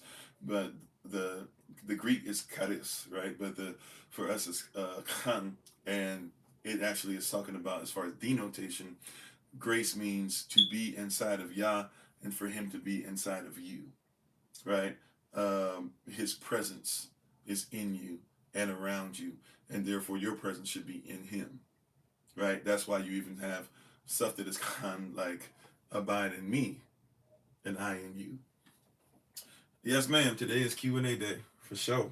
Today and tomorrow, by the way. So we're going through these questions. And thank you everybody for joining us today. By the way, once again, happy Hanukkah if you do celebrate. And yes, we do celebrate Hanukkah. Hanukkah, we make sure that we do it properly. We're not doing like an official like celebration this year. That being said, though, we do celebrate it. We're thankful and grateful, depending on how you look at your calendar. It's either the third or the fourth day of it. So hopefully you are enjoying. Um, let's see some. And the series that we're actually in right now is called Reversing the Curse. Means revisiting the lie. All praises to the Most High. And so we've been looking at some things and revisiting some things to get us back on track. And today is a Q&A session. It's our Q&A session. And for today, which is what, the 18th, I believe? December 18th, something like that. So thank you for joining us, and hopefully you are learning something and growing with us. Sorry for looking down for a second. I'm just making sure our podcast is true. But thank you, everybody, for being with us. We so very, very much appreciate you, and hopefully you're getting something out of this. And, we're praying that Yah is using this word to continue to bless you. And Baruch, right? Baruch Anai, right? Baruch Ma'ishpachi. All right. So let's see, where are we headed? So many questions I'm catching up on now. So I'm gonna leave that there. Hopefully that at least gets you started and gets you enough stuff and answers the question the way that you had asked. Let's see. The third question, Sister Barbara, if you're still there and if you're still being patient, thank you so much if you are. And even if not, hopefully you're able to come back to the to there. Okay, the barrel are open. Okay, thank you so much. And how you doing? Of course, Auntie Marion. That's why they call the phonics today. Oh, I see you. Right. Okay. All right. So the third question, I believe, was because we talk about communion all the time, and we say that communion is not biblical. And usually, I only deal with 1 Corinthians chapter 11, starting at verse 23. And I'm sorry. How you doing, Sister Shirley? Um, um, anyway, I'm sorry. Not but anyways, not do that to y'all. Just for me to get back on track. I believe what Sister Barbara asked about Acts chapter 2. It was a 40 through 46 or something like that. But we'll go in that area. I still got it queued up. Acts chapter 2, verse 42. through 46. We might as well read verse 47, I guess, as well. But if you put these two together, what happens with, so we still stand on business with that, on business with that, 10 toes down. Communion is not biblical. And once again, this can be something we're get something if you don't comprehend connotation, denotation, situation, what's being expressed, who's expressing it, what did the Most High say specifically, who is it being written to, for what reason is it being written, is it an answer to a question? And actually, 1 Corinthians, when we go there, matter of fact, I'll start there, and then I'll come over to Acts chapter 2.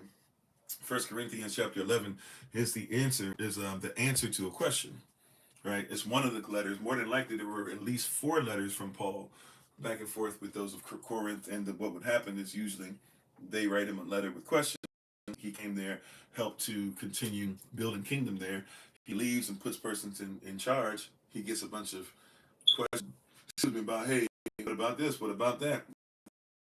The person's here, they're doing this. And a lot of times it would even be Israelites that were left there as well. And they might have questions or, hey, like, these persons are wild out. They don't follow the law. They don't do this. They're trying to do blah, blah, whatever. So Paul then writes responses to those persons who he knows and who he's put in place. This is, if you look at the beginning of his letters and the end of his letters, he usually, speaks to this.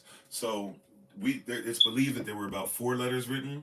These 2 are agreed upon 100% that they had to be Paul. The other 2, not so much. And so they don't really get interjected into things, and I won't interject it here until one day we have enough evidence that that's, the truth, right? Did I say shalom, Sister Shima? I hope so, right? So now that we got that together, let's see.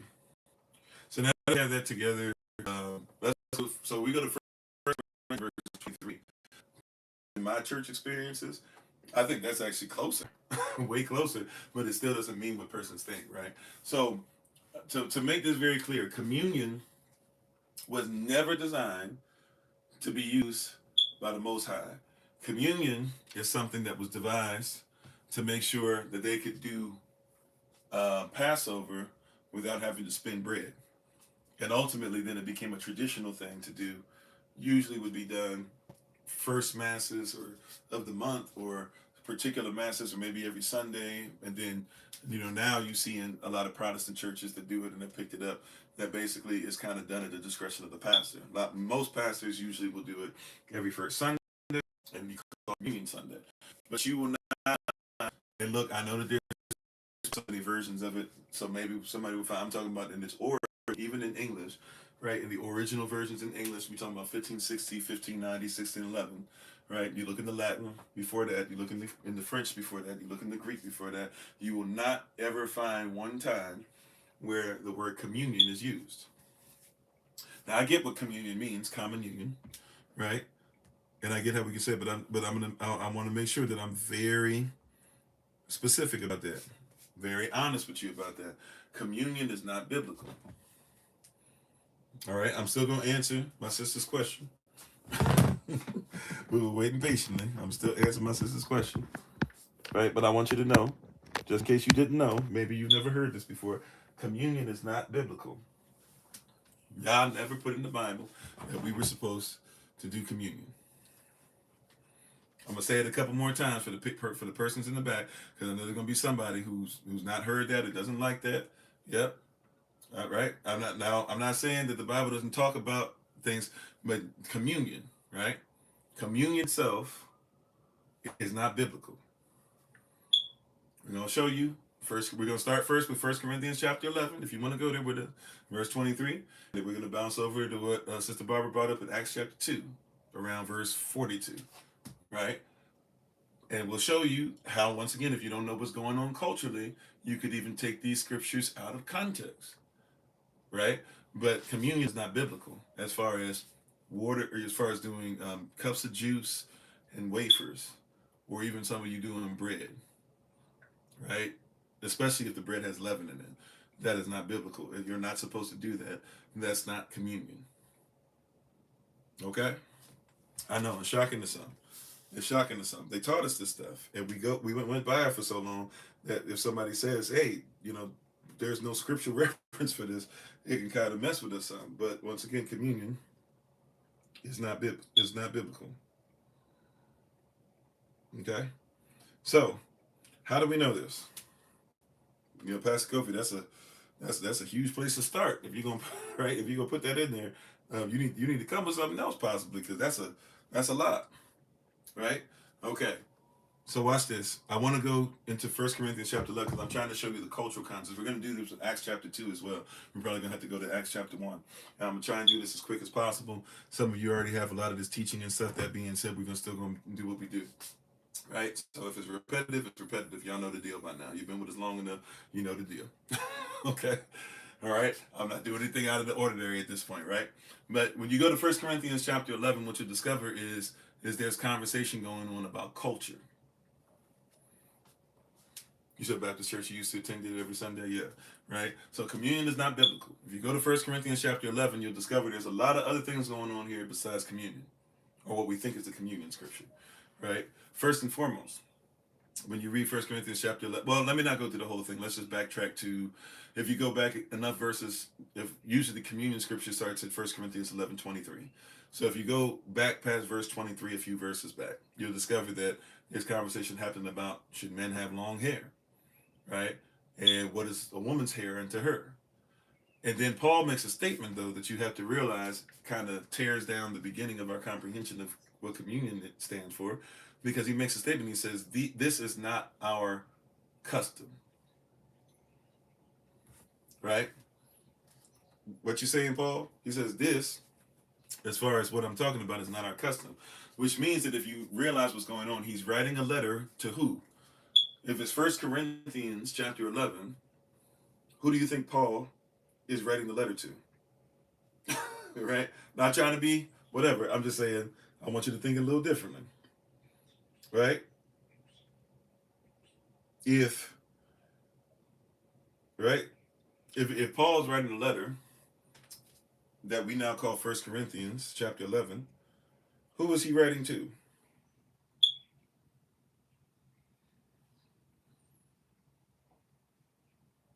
Who is he writing to?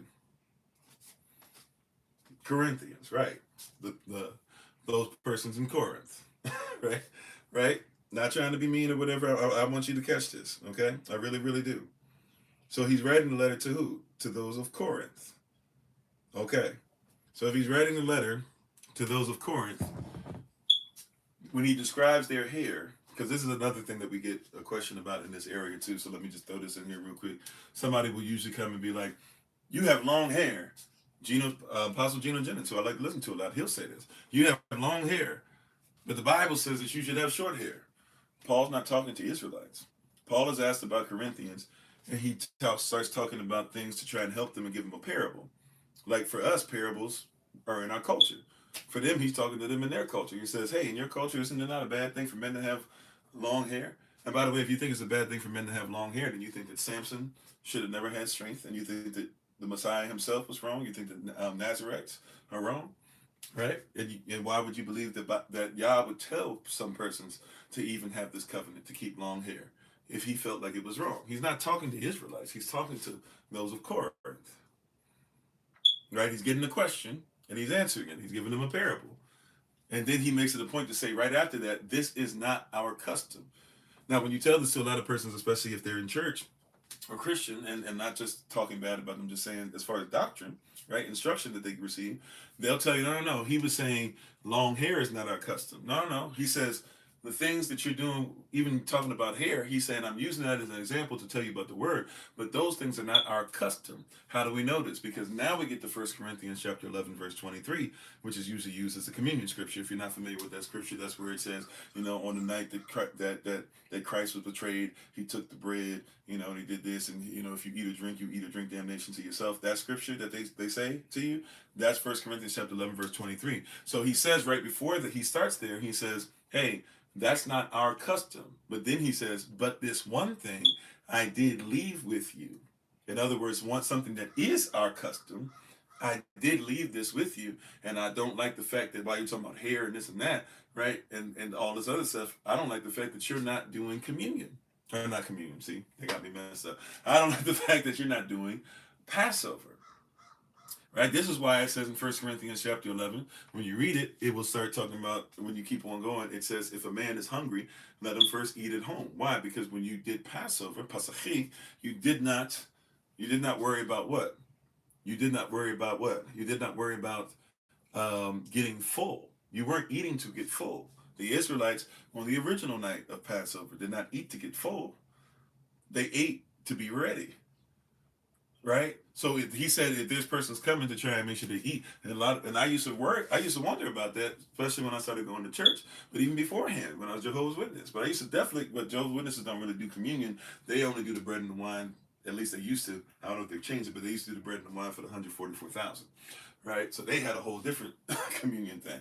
But with when I started going to Protestant churches, and he did communion, and they would be like, "Oh, like let a man, if a man is hungry, let him first eat at home." I was like, "Are there really persons?" And I was homeless, so I was like, "Man, maybe there are persons who come up in this piece and they just eating, they just eat bread trying to get full."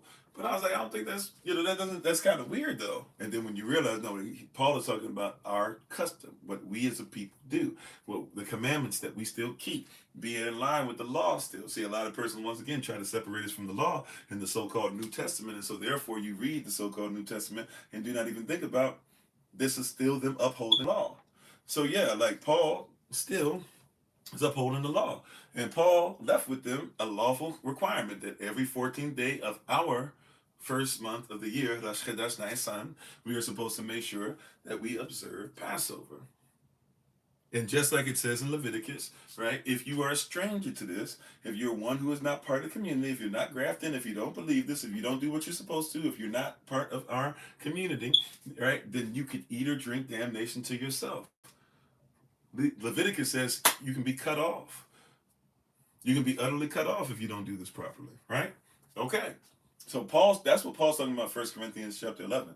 Now let's go to Acts chapter 2. Finally made it.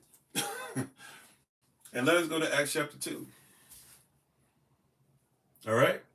Now watch this. Acts chapter 2, starting at verse 42. Acts chapter 2, starting at verse 42. Everybody there? And just to give a bit of background to this is coming out of, once again, a lawful celebration for my so-called New Testament believers out there, right? I believe in Acts, but I don't, the whole Old Testament, New Testament is a farce. But for my so-called Old Testament, or Old Testament, New Testament believers, this is New Testament. And just like it says in Revelation, John couldn't have received it if he didn't keep holy days. And just like it says in 1 Corinthians that we keep Passover. All right, in Acts chapter 2, this is coming out of not only Passover, this is coming out of, if you know this for real, this is coming out of Passover, Feast of Unleavened Bread, and then they're getting ready to go into Pentecost.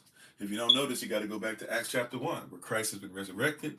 Christ is walking around for 40 days after he's been resurrected. So whether you want to go, depending on how you look at your moon and stuff like that, or your sun, you could look at 42 days, 43 days, 44 days after Christ, right, gave up the ghost, right, which means that we're getting close to the day of Pentecost. He's going to get ready to rise up into the heavens, okay? And before he gets ready to rise up, he reminds them of all the stuff. He tells them to go back to Passover. He tells them to go back, he tells them to go back to Jerusalem, go back to the upper room that they've been living in as a society. He says, go there, and the thing I promise is going to come to you, right? Which he's been telling them, if I don't leave, the Holy Spirit cannot come, right? Okay, just a little bit of background, make sure that you're on track. He leaves. They see him go up, right? Tens of witnesses, hundreds of persons have seen him since he's returned. He leaves and he goes up. They go back to the upper room and they keep the holy day of Pentecost, right? This is not just a Pentecostal movement or a Pentecostal Sunday. This is something that we do once a year, been doing it, right, since we left Kemet, okay? We go back to the upper room, and now that Christ is not there, but we're still being obedient to his words, right, which is the same word that the Holy Spirit's going to keep using with us, right? All of a sudden, she's revealed as tongues of fire, and we have that miraculous moment where we start speaking in different languages, and everybody can comprehend us while they can comprehend Peter at the same time. right? So it's different languages being spoken, yet everybody can comprehend Peter, yet everybody can comprehend this and this and this, right? It's extremely miraculous. And after that, every day, thousands keep coming in, right? Thousands keep coming in, right? So this is talking about something that's coming from from us being obedient to Pentecost. And how you doing, brother Yechasah? Right? Any questions about that? If you didn't know that, that's why you got to know your culture. You have to know the cultural relevance, right? Christ lost his life, Passover night. He comes back during the third day, right? So more on the third day. So more than likely, the on the third day during the third day of the Feast of Unleavened Bread. Some of you want to argue it's the second day, okay, whichever. But during on the third day, right after he loses his life, he then what? He then gets up, right? And then he's around for 40 days after that, right? So some of you might argue it's 43, 42, 44, whatever, right? 45 even, as to be safe. But he's around, and then he tells them, gives them his instructions, and he leaves. They then go to Jerusalem, right? Waiting for the day of Pentecost. And so somewhere around, really it's probably more around 52, 53, but what we kind of think today of day 50, because we look at weeks different than they did. So let's just say, for the sake of argument, somewhere around Pentecost, day 50, somewhere around then, right? They keep Pentecost, and when they do, Holy Spirit descends upon them. After that, thousands upon thousands of them keep on coming in, right? Now, watch this. Some persons use this as communion scripture, but with that context, let's see. And with the context of First Corinthians chapter 11, we talked about as well, let us see what this is talking about. Acts chapter 2, verse 42. It says this. It says, and they continued steadfastly in the apostles' doctrine and fellowship. Okay, so what the apostles instructed them to do and how they fellowshiped and coming out of Pentecost and then the relationships they had coming out of that, they followed that, right? Okay. And in breaking of bread and in prayers. Now question, does that say that therefore they did communion? If I break bread with you, does that mean we want to do communion? Now, somebody who thinks communion is biblical will use this reference. But if I break bread, Brother Yechasev, I know you're probably busy and stuff, so you might not be able to say I'm on. I'm gonna use you as an example, big bro. If we break bread, does that mean that we about to do communion? If we break bread, does it mean we're about to do Passover? My wife is on. I'm not sure if she's able to talk right now because she's super busy taking care of some things, But just in case she is, I'll ask the same question, and either way you'll get the point. Babe, if I was breaking bread with you, does it mean that we're about to have Passover? Does it mean that we're about to do communion? Anybody who's listening, right? Anybody who's listening to me. No, we're about to eat. Thank you, babe. Right? We say that all the time. Even if we're not talking scripturally, right? Yeah, man, I'm gonna come up there. Let's break bread. Even if you don't believe in the Bible, somebody might hit you with, yeah, Auntie Mary, we're gonna come up there. We're gonna be up there. Solomon gonna be up there. He missed you, blah blah. And she might be like, yeah, we'll break bread. You know what I'm saying? That don't mean that we got to have communion. It doesn't mean that we have to have Passover. So, but I could see where somebody could take that. That's why I say, I'll be honest with you, I've never really heard that. Doesn't mean that my experience is the end all be all of nothing. I'm just saying, personally, I never heard that one. But now that I see it, I can see, oh, okay, but if we take it in context, this is Pentecost. And afterwards and stuff like that, and they got doctrine when they came in, and they break bread, they ate with them, they fellowship with them, and they prayed with them. They kept the prayers the way that they were taught, they kept the fellowship the way that they were taught, and they made sure that they kept the doctrine or the instruction. By the way, the word doctrine also means Tanakh or Torah. So they're actually even telling you when they says the doctrine, you got to realize they're right, especially in what you call. Remember, they're trying to give this lie that says that all of the so-called New Testament was written in Greek and all of the so-called Old Testament was written in Hebrew, right? So they're using different words, but if you know the context of that, every time I see doctrine, I know that means Torah. Did you know that? Did y'all know that, by the way? We taught that before, right? But but just to make that clear, when you see doctrine, 99.9% of the time, right, that means Torah. Torah, 99.9% of the time, that means doctrine. Matter of fact, 100% of the time, Torah means doctrine. Doctrine just means instruction. Torah means instruction. Right? Now, the instruction for us is the law. Right? So if you're talking about what instructs us, it's law, it's culture, it's kingdom, it's Israel.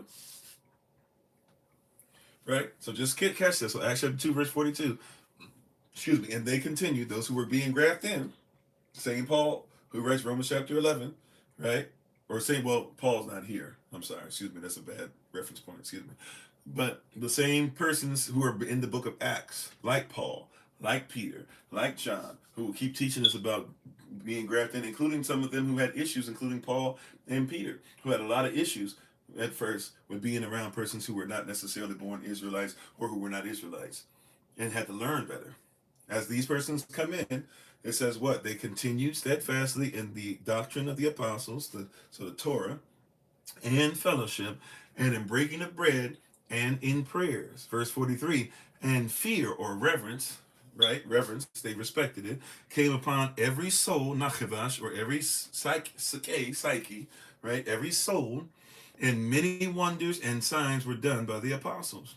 And all that believed were together and had all things in common. Did you catch that? Not just because they were human beings. I'm not trying to say that yes, we can have different things as far as racism and all that. Yes, they said, no. When they came together, they had all things in common.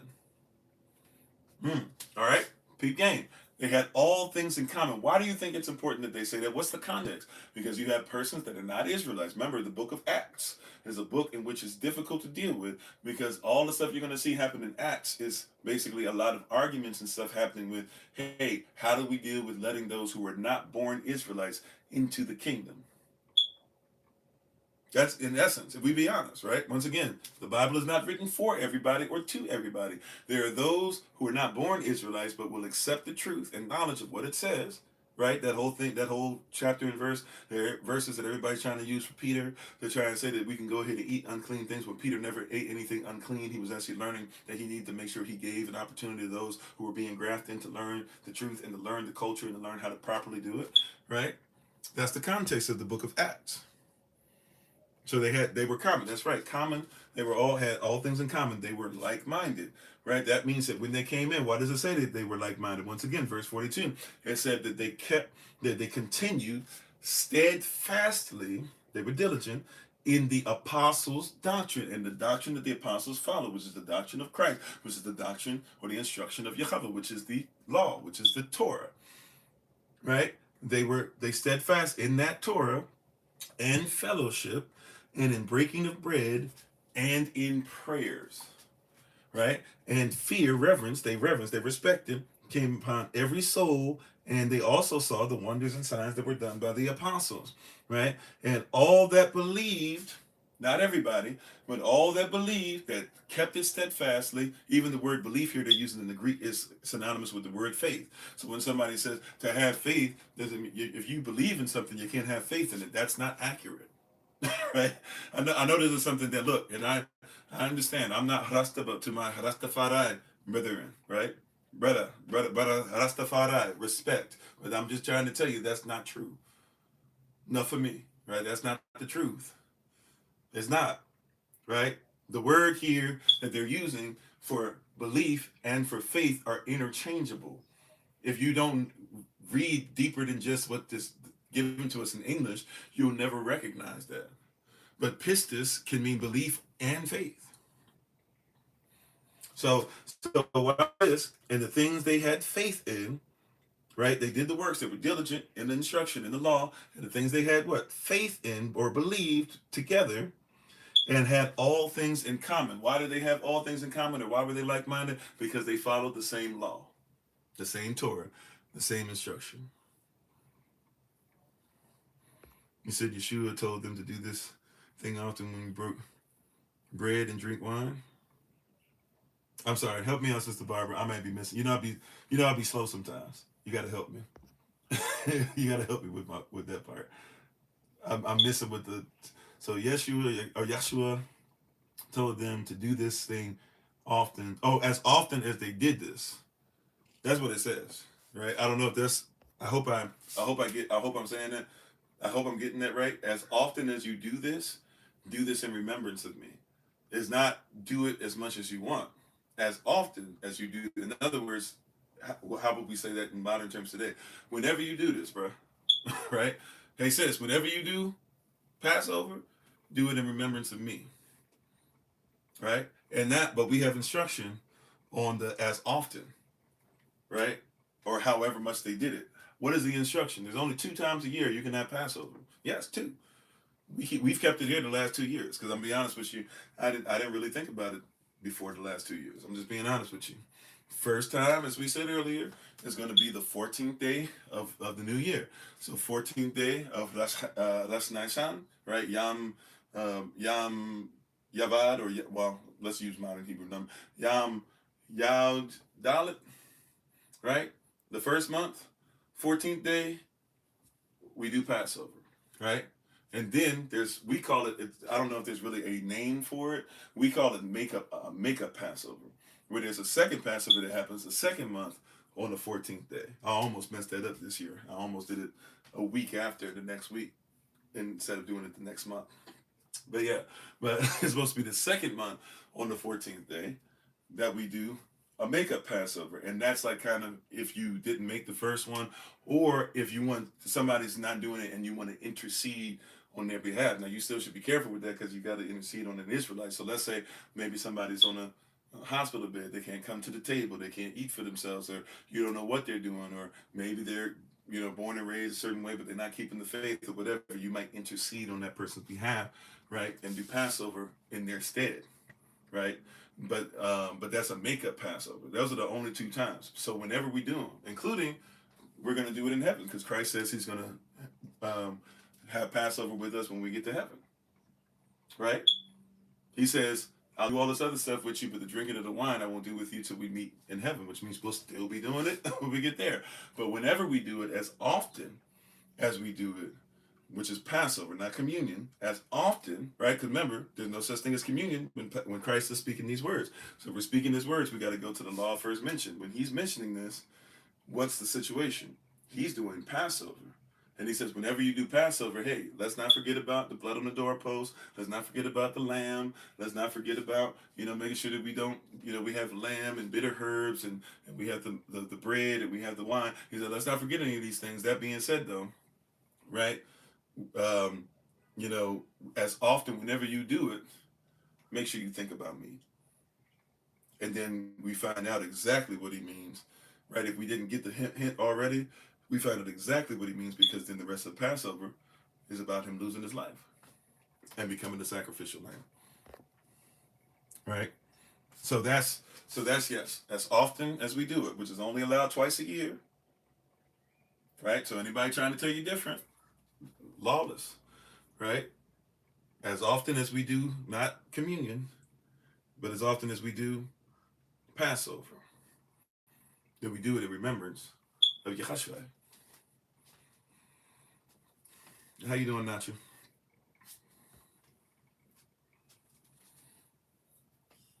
Off subject, the physical calendar in January. No. So in January, no. We were talking about for Passover.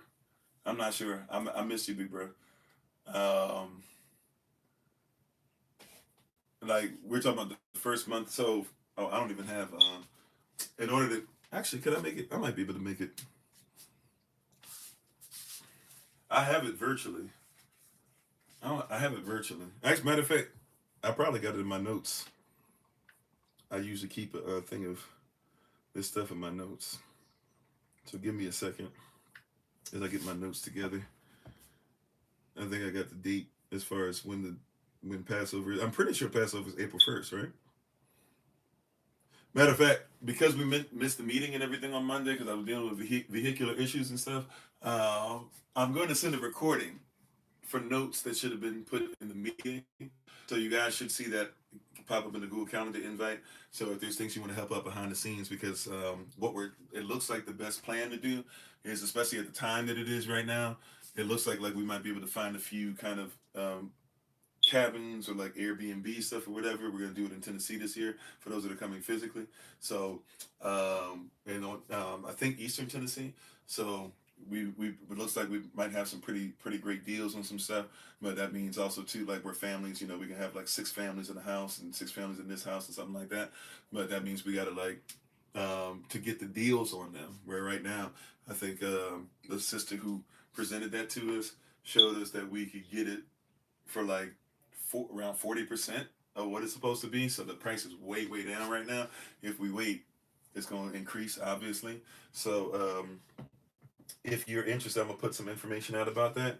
And if you're interested, we're probably gonna need the stuff sooner than later to make sure that we can get, a spot like that for us and get a few spots, or maybe even at least see if we can get at least one big spot.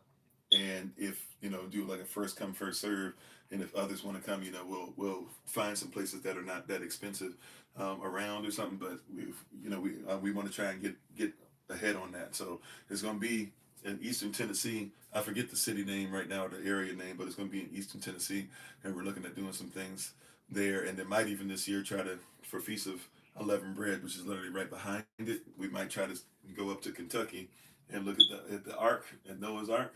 So if you can attend one or want to attend both or want to attend one or the other, let us know. But I'm pretty sure Passover is on April 1st. Okay, it is. Oh, and so others who have the calendar, they know as well. Yeah, so 2026 Passover is going to be the 14th day of our new year, which means that our new year starts, how many days in March? 31, right? So our new year is like the 17th or the 16th, one of those two, something like that. If my math works, my math is not always the greatest, but it's got to be the one or the other. The 17th or the 16th will be the first day of the new year. So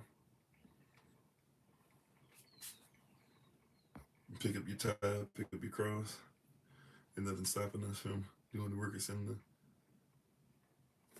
Oh yes, man. Yeah. So it's not official. Well, the place is going to be official. The the the Airbnb spot is not official yet, but I'll send it to you so at least you can have the stuff ready to go for sure. Um, and you know, you have Sister Renee's information, so she probably can explain some of the stuff too. We didn't have the meeting on Monday, but I'm gonna put out as well when I send it out. I'm gonna put together right after. I promise. As soon as the live session ends, give me like 15 minutes. I'll record like maybe 10-15 minutes of me talking about announcement stuff, and then I'll send that out as well to you guys in the Google Calendar invite, so you guys can have that. Right? It's March 18th. Okay, excuse me. March 18th. March 18th. There you go. So March 18th will be when the moon hits. Oh yeah, well you can get a calendar. So the virtual, if you do, and then I'm gonna get back to the questions because I'm getting far off. Sorry, y'all. So if you do the virtual calendar is like $15. If you want to get a physical calendar after that, we're gonna have like a standard price, not to really make money off of, just as far as what it's gonna cost to print the paper. Because we're gonna have to get certain type of paper, so to print the paper on the right stock and to send it out. So we're gonna come up with a price for that. I think for those of you who already paid the old price, that's what I was saying. If you guys could to wait, but some of you already did, we'll try to honor it.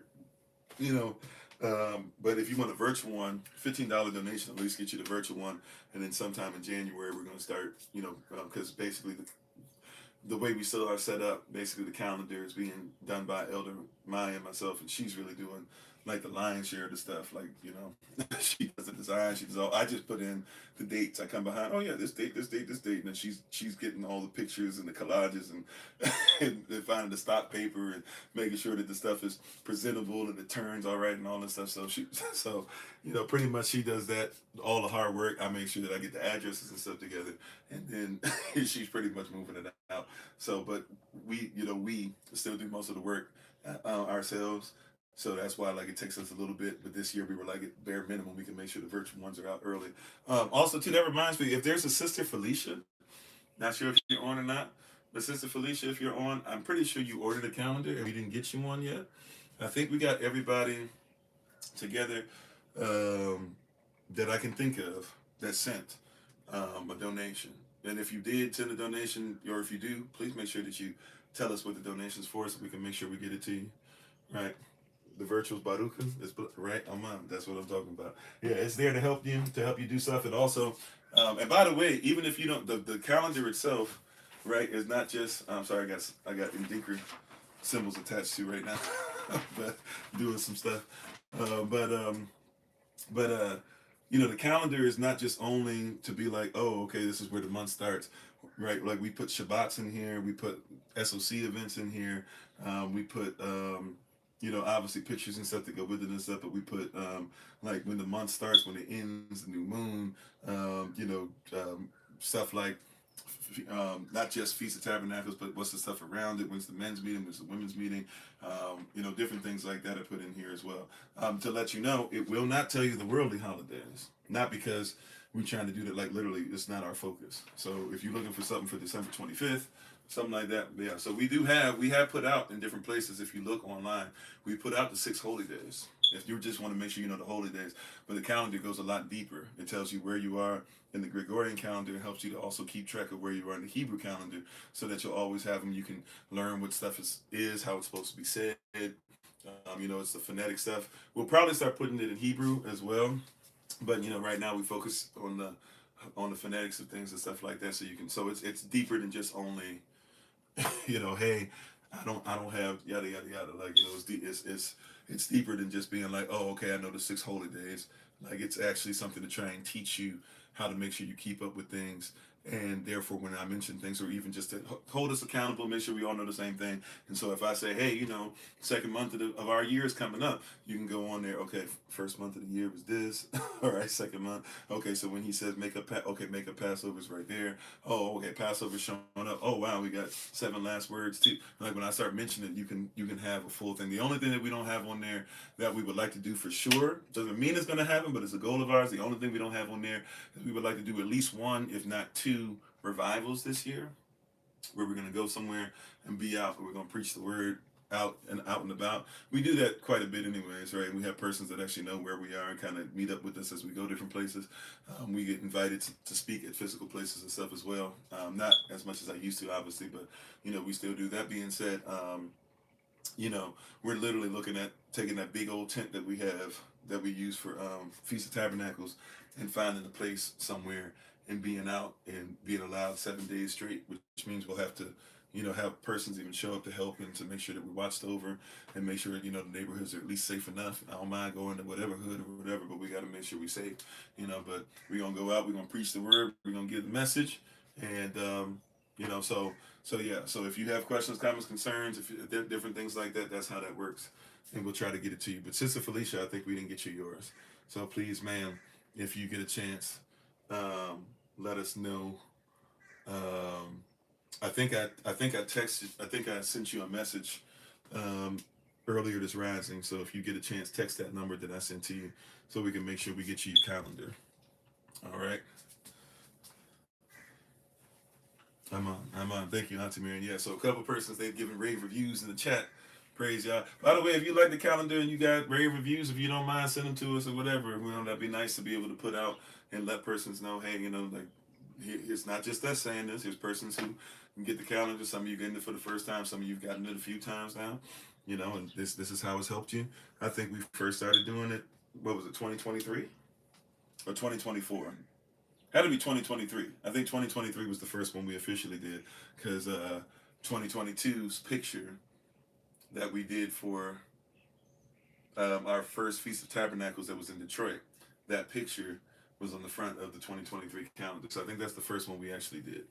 You waiting too, Sister Mignon? Okay, I'm sorry. Remind me, sis, and Sister Felicia, if you can reach out to me too. I apologize, Sister Mignon. I thought I sent it to you. I thought I texted it to you, but if not, I'll try to text it in email just to make sure. All right. So I forget where I was. Sorry for going on that tangent. I guess we had to do what we had to do. We took care of it. All right. Where are we at? Where are we at, beloved? Where are we at, family? We're gonna go a little bit over. By the way, it is Q&A day, just as a reminder. So we usually end at 11 a.m. New York time. We're gonna go a little longer, probably at least about 11:15 a.m. New York time or so.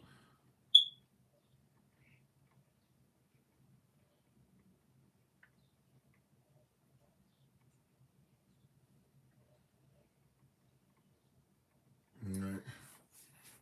We're at number 4. Passover. Right. Passover in Acts chapter 2, and Passover in 1 Corinthians chapter 11. Thank you, sir. All right. So we got there. The question after that, there's two more questions that at least we have left still. Doesn't mean we can't take on others. And once again, if we don't get to it today, we'll get to it tomorrow. But I think Brother Aaron's question is next, which would be number 5. And then I think Sister Deborah is coming to play, or maybe it's question number 4, and then number 5 is Sister Deborah's, whichever. I think they're the two waiting. Brother Aaron, was yours talking about, what was yours again? Or did I answer yours? I don't know, whoever's question number 4, it was along, or the next question up, it was something along the lines of, hey, if, right, Christ is supposed to be of the lineage of Judah, and if Mary is a virgin, then how can Christ be of the lineage of Judah due to the fact that she was a virgin and therefore she didn't have sex? And right, and but she's not of Judah. If you know the story, right, if you know how the Bible, you know that her lineage is not Judah. And this is something that persons bring up quite a bit when they, and I'm not trying to say this person brought it up for that, but I'm saying whoever asked the question, this is something that we hear a lot usually when persons are trying to say that Christ can't be the Messiah. Some of them say, which this one, if I be honest with you, this one's just crazy, right? This one, well, I won't say crazy. Maybe that's too harsh. This one's a little out there for me personally. As far as there are some persons that believe that Christ's father is actually Joseph, but he's still Messiah. He's still Mashiach. He's still Mashiach. He's still Christ. And right, and I'm like, well, it can't be Joseph because Joseph's not perfect. If Joseph's the imperfect Messiah, then you get to be imperfect and you don't have a perfect sacrifice that was given for you. So when persons say Joseph had to be his father, that doesn't make sense scripturally, right? That being said, yes, and Mary was in fact, at least we know bare minimum if you do the research, obviously her cousin, right? Remember, John is the cousin of Christ because Mary is the cousin of Elizabeth. Her name actually was Elishabet, right? Right, right. So her name is actually Al Shabbat or Elishabet, right? Which is El, if you will, for short for Elohim, right? Which also can mean as well on top of, right? But and then Shabbat, peace. So her name is, I'm sorry, set apart, right? Set apart day that's set apart, right? So her name actually literally means set apart, or the day or the period of time set apart for the Most High. So literally her name means she's set apart for the Most High. So if your name is Elizabeth, right? Or if we have Elisheva, Minister Elisheva, or others that are with us, like that name actually means El Shabbat, right? So I'm not sure. Oh, okay, you said you're rephrasing it. Okay, I might have the wrong thing. You found it? Okay, cool. Okay, so you got it. I thought I did. I was about to say, I'm pretty sure I said my sister Mignon hers. Okay. I think the only person we're missing who's missing the calendar is Sister Felicia. I'm pretty sure. If I'm wrong on that, somebody hold me accountable. But, like I said, I'm pretty sure the only person that we miss. Maybe Mo Desire. Mo Desire, did you get a calendar? Did you not get a calendar? Or did you order one? I think you sent me a text about one, but I think we might have sent you yours too. I'm not sure. Anyways, so I'm sorry, what happens when you have two parents who perfectly raise up a child according to the standards of Yehovah? I mean, I don't know. That's a very, train up a child in the way that it should go so when they grow old, they won't depart from it. Other than that, I'm not 100% sure exactly where to go. That's an extremely vast question. I guess we can get into the raising of children and how we should raise them, but I don't know if that's exactly where you'd like for us to land. No problem. Reach out or, follow the instructions with the donations and all that. But anyways, I'm sorry. Let me stay on track real quick because, there's get in touch with us afterwards. Send us a message. Send a donation. Ask questions to us. We'll get you that information. I got to make sure that I get this together. So I apologize. Let me make sure that I do this correct. Sorry. So okay, you do need one. Okay. All right. So we'll get that together. Sorry. So there is a question that some have to where could Christ actually, is Mary? How is Christ of Judah or Yehovah or Yehudi, etc.? If Christ himself, how does Christ become Judah if Christ himself is born of Mary right? And his father, his true father, right, is in fact the Most High Yah, right? So, so how do we get there, right? Well, it's culture. I don't know if this is exactly going to answer the question the way that somebody would want me to, but it's culture. The Most High, right? So if you're not aware of this, Mariam, or who we call Mary, is in fact a virgin. Now, yes, the word virgin can mean that one is chaste and can mean one is pure. A wife can even be considered to be a virgin, even after she's lost what we consider her virginity to be.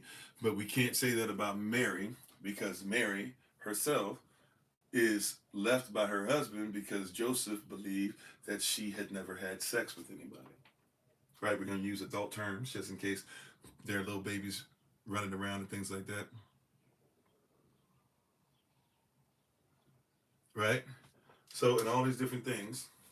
Oh, okay. Sorry. I missed all that. So, and all these different things we're talking about, when we're speaking on this, we have to recognize and realize very quickly, well, wait a minute. Um, if you're going to bring that into it, you can't believe the same thing you're trying to dismiss through the Bible is not biblical because Mary is a virgin. Not just a virgin by she's nice and pure in that sense only, but she's literally never had sex before. Her husband, right, has never had sex with her. Now, this is where culture comes in. Many of you already know where I'm headed, so I don't have to give the whole long spiel, right? But that being said, when two persons are going to be married, before they are married, because in our culture, sex is marriage. Marriage is sex. Whenever you see in the Bible somebody knew somebody, it meant that they had sex with the thought process of hoping that they would be able to produce fruit, right? So Mary, right, and Joseph, when they come together, they would have met. Joseph would have found himself a wife. He would have presented himself to her, basically would have given like a little resume, if you will. She would have decided yes or no based off of, prayer and things like that, taking time out, ask some questions, talk to her girlfriends, whatever, right? All of these things happening are supposed to be within Israel, a righteous nation who's keeping the same law, as we just heard earlier, had all these things in common, all right? And then basically from there, parents get involved, everybody's cool, then you have priests to get involved to make sure everything's doing well. They get their paperwork then. So on paper, when we say betrothed or affianced, or somebody becomes somebody's fiance in our culture, we're literally saying that on paper you guys are married. And so then we go to a couple chapters and verses that many may not be as familiar with. For example, uh, um, mm, John chapter 14, which we only usually use for funerals, but it's a marriage scripture, right? When he says, Beloved, let not your heart be troubled. If you believeth in the Father, also believeth in me. In my Father's house there are many mansions. If it was not so, I would not have told you. I go to prepare a place for thee, that where I am, you will be with me always, right? Okay. And then there's another scripture, Matthew 25, that talks about 10 virgins that didn't have oil in their lamp. This comes right after the preceding chapter, Matthew 24, that talks about being saved, getting yourself in order, looking for your husband to come back, what's going to happen when the world ends. You put those two together culturally, what's going on is the husband leaves, when the husband and wife, you're supposed to be pre-qualified as husbands and wives. In our culture, by the time our children hit age 18, they've already been trained on what it is to be men and women. They've also been trained on what it is to be husbands and wives. Through age 21, they're trained on what it is to be a mother and father. At age 22, these husbands that we train, these men that we train that have gone through their what we call bar mitzvah or bar mitzvahs, they will go and be sent to some land and get an inheritance, and they will continue their father's work. Right? Whatever your father does is what you do. That's why you're raised as his apprentice from age 7. That's why Joseph would have been a carpenter and Christ would have been a carpenter. Right? David's going to be king, so he's raising Solomon to be king. So on and so forth. Somebody's a warrior, you're usually going to raise a warrior. Somebody's a poet, you're usually going to raise a poet. That's just how it works, right? So, so the father gives him his land, and he's already qualified as a husband. But husband for us doesn't mean you automatically have a ring on it, right, so to speak, or you put a ring on it. Okay, well, the same thing as with these wives. The wives are trained up, and then they can have jobs, businesses, all these different things. be what the Proverbs 31 woman is supposed to be. On top of that, though, they stay at their father's house. They're protected. Then a husband finds them and tries to make them that wife his wife. If she decides to do that and everybody agrees, then her husband now, right, because he who finds a wife, you're already qualified, not you becoming. You said AI is changing your question. Okay, I'm not. I'm sorry. I don't know. Um, but basically, these who find, so he who finds a wife, right? Even in Ephesians 5:22, when it talks about wives, in Ephesians 5:25, when it uses the word husbands, when you look that up, it's not just talking about if you have a ring on it, so to speak, right? Even though that's not necessarily cultural either, but it's not just somebody if you have a ring on it. It's talking about, you know, are you qualified already as one? So that when you find a wife, all these things of Ephesians 5:25 through 33, you'll be able to exhibit. When you are found by a husband and agree, all these things of Ephesians 5:22 through 24, technically 21 through 24, you'll be able to exhibit. Right? So in our culture, you are not an Aisha or an Isha because somebody walked you down the aisle. You are an Aisha or an Isha because you've gone through proper protocol and commandments and stuff. Like you're supposed to go through teaching to your family and stuff, and your mother's supposed to teach you certain things, your father's supposed to teach you certain things, the community's supposed to teach you certain things, and then you're brought before a board at age 16. That's why the bar mitzvah is so important. Or the bat mitzvah, right? Either way, it's important. One is for the son, one is for the daughter, but the mitzvah means of legal, not just legal age, of legal thought process, of lawful thought process. In other words, we know that you follow the law. You can show us. That's what makes you a man or a woman, with other training we were supposed to give up leading up to that. Okay? So when you get to John 14, uh, when it says, "Beloved, let not your heart be troubled," all that, when he goes to prepare a place, the husband leaves after all this has gone down. He's paid a dowry, then he goes and he builds a mansion, which is an add on to his father's property. And then the father, this is why the Bible says, no man knows the day nor the hour except the father. The father, right, starts, the father watches over what his son is doing. His son has never built this house because his son never been married. His father has been married. In the word, Israel was the wife of Yehovah, right? Right? And now all of a sudden you're going to see Israel with those grafted in is going to be the wife of Yehoshua. So you have a father who's already been in relationship, already knows what this is, already knows how to do this. The same thing, like when Solomon gets married, if everything works out the way it's supposed to, he'll be given an inheritance, he'll be doing his own thing, he'll be furthering what we're supposed to do, and then he's going to come back to he's going to come back to his father's house, and he's going to build an add-on. And when him and his wife start, they're going to have a place to start with family looking over them. They won't be all out there just by themselves trying to make it. Like we now, through the curses, we send our children out there by themselves, right? And they'll come in, and while he's building the house, I'm gonna be like, hey, my daughter-in-law who's gonna come in here, she gonna want this, she gonna want this, she gonna want this, she gonna want this. I know what it is to have a wife. You can't have a kitchen just like that, boy. And my daughter-in-law apparently likes to cook more than your mama. You know how much your mama like to cook, so you're gonna need to make sure that she got way more eyes on that stove, right? Like that's how he do it. Then once the father knows that the assignment is done, he sends his son back to get the bride. Matthew 25, right? The wife who's been keeping oil in her lamp, which is a symbol of her making sure she's preparing herself for her husband, is waiting for her husband's return. And when he returns, she should have oil in her lamp because every day she was making sure it was fresh anointing, fresh oil, making sure that she was thinking about these things, praying for him, making sure that she was prepared, making sure that she was prepared to not only hold him accountable, but also to make sure she builds him up and encourages him. So that when he returns, then the two will come together. We have the wedding ceremony, and then the two become one flesh, right? So now, all that being said, once again, like I said, you've already been betrothed on paper until that night where you finally sleep with each other. You've already been betrothed, okay? So once you've been betrothed on paper, remember, a dowry has been paid. So the way that this works is Joseph, on paper, right, already had Mary as his wife, and he's not supposed to basically go and become one with her until he's already built a place for her and everybody's okay, cool with it, and then he's sent back to get her. He receives word, I believe from her, right? But he receives word basically that it's like, hey, I'm pregnant, right? But it's a miracle, and he don't believe it, as many wouldn't, if not all wouldn't, right?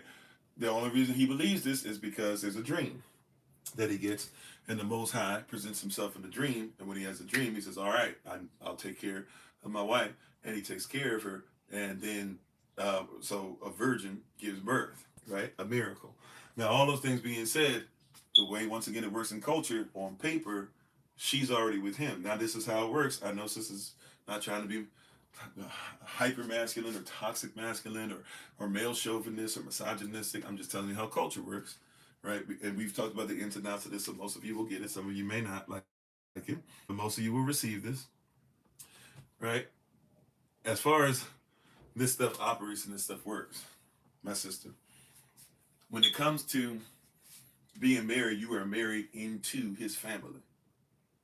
This is why the dowry is paid. It doesn't mean you'll never see your family or anything like that again, but you're married into his family. How you doing, Wakanda? Right? So since you're married into his family, then that means that even from when time the paperwork was done, right, you were part of his family. The dowry was paid. You were part of his family. Now you're being prepared, but you were already a part of it, right? The goal. Remember, we even just talked about this recently, even when it comes to the law in Leviticus, right? We ran down some of that. So you were already his, right? We talked about the blood cheat and all that stuff. So you were already his family. So when you're brought in, you have to recognize that. So therefore, Mary was already his family. That means she's what? Here's this term again that people think is bad because they think I'm talking about just white people or something crazy like that, right? Or so-called white persons. Um, his family, he's grafted in. So that means she's part of his nation, part of his family. So when she got approved and when he got approved and when they were engaged on paper, they don't get their paperwork when they get married. The paperwork when they get married is a bed sheet with the blood on it and the semen mixed together, right? The paperwork that they get that you consider to be paperwork today, they get it when they're betrothed, which means as soon as Joseph and, right, we're using these terms, right? Joseph and Mary got together. Mary was a part of Judah from that moment on. She was, right? They had a covenant. Now they were supposed to have a blood covenant, but if she was no longer a virgin, then they couldn't have a blood covenant. That's why it's important that Joseph had to be told by the Most High himself, right? Had to be sent word in the dream by an angel, like, yo, like she didn't break no covenant. She didn't put a blood covenant together with anybody else. She's still chaste, right? He had to receive that word, or else he wouldn't have stayed with it. That's why it's so important he did, because as far as the law is concerned, she had already been grafted in. They just hadn't made it official as far as the bedchamber, right? If that makes sense. So Joseph and Mary were already of the same family. You can't talk about, even back then, even before they have sex, right? You can't talk about Mary and therefore Christ who's in her without now Christ. And this is also a very amazing part that we don't talk about either. When we talk about being grafted, this means that Christ himself, who is born flesh Israel through Mary, right, through the lineage of the Levites. So he's actually by flesh and by DNA. His bloodline is of nobody else of this earth because his seed comes direct from the Father, just like Adam has no bloodline. You can't find, when I try to do all this weird stuff and DNA stuff and all this stuff, when we talk about blood, there is no bloodline of Adam before Adam. All these other men that exist, or all these other creatures that exist, and they did, by the way, but they are not, even if they are kind of like men, right? They are not mankind because Adam is separate. Adam has a separate, because nobody has his blood. He has no bloodline. He was born of no woman. He was born of no man. Same thing with Christ, who was called the second Adam, right? But Christ comes out of the dirt too, but the woman's womb, the woman's earth, like the womb, the garden that she has, right?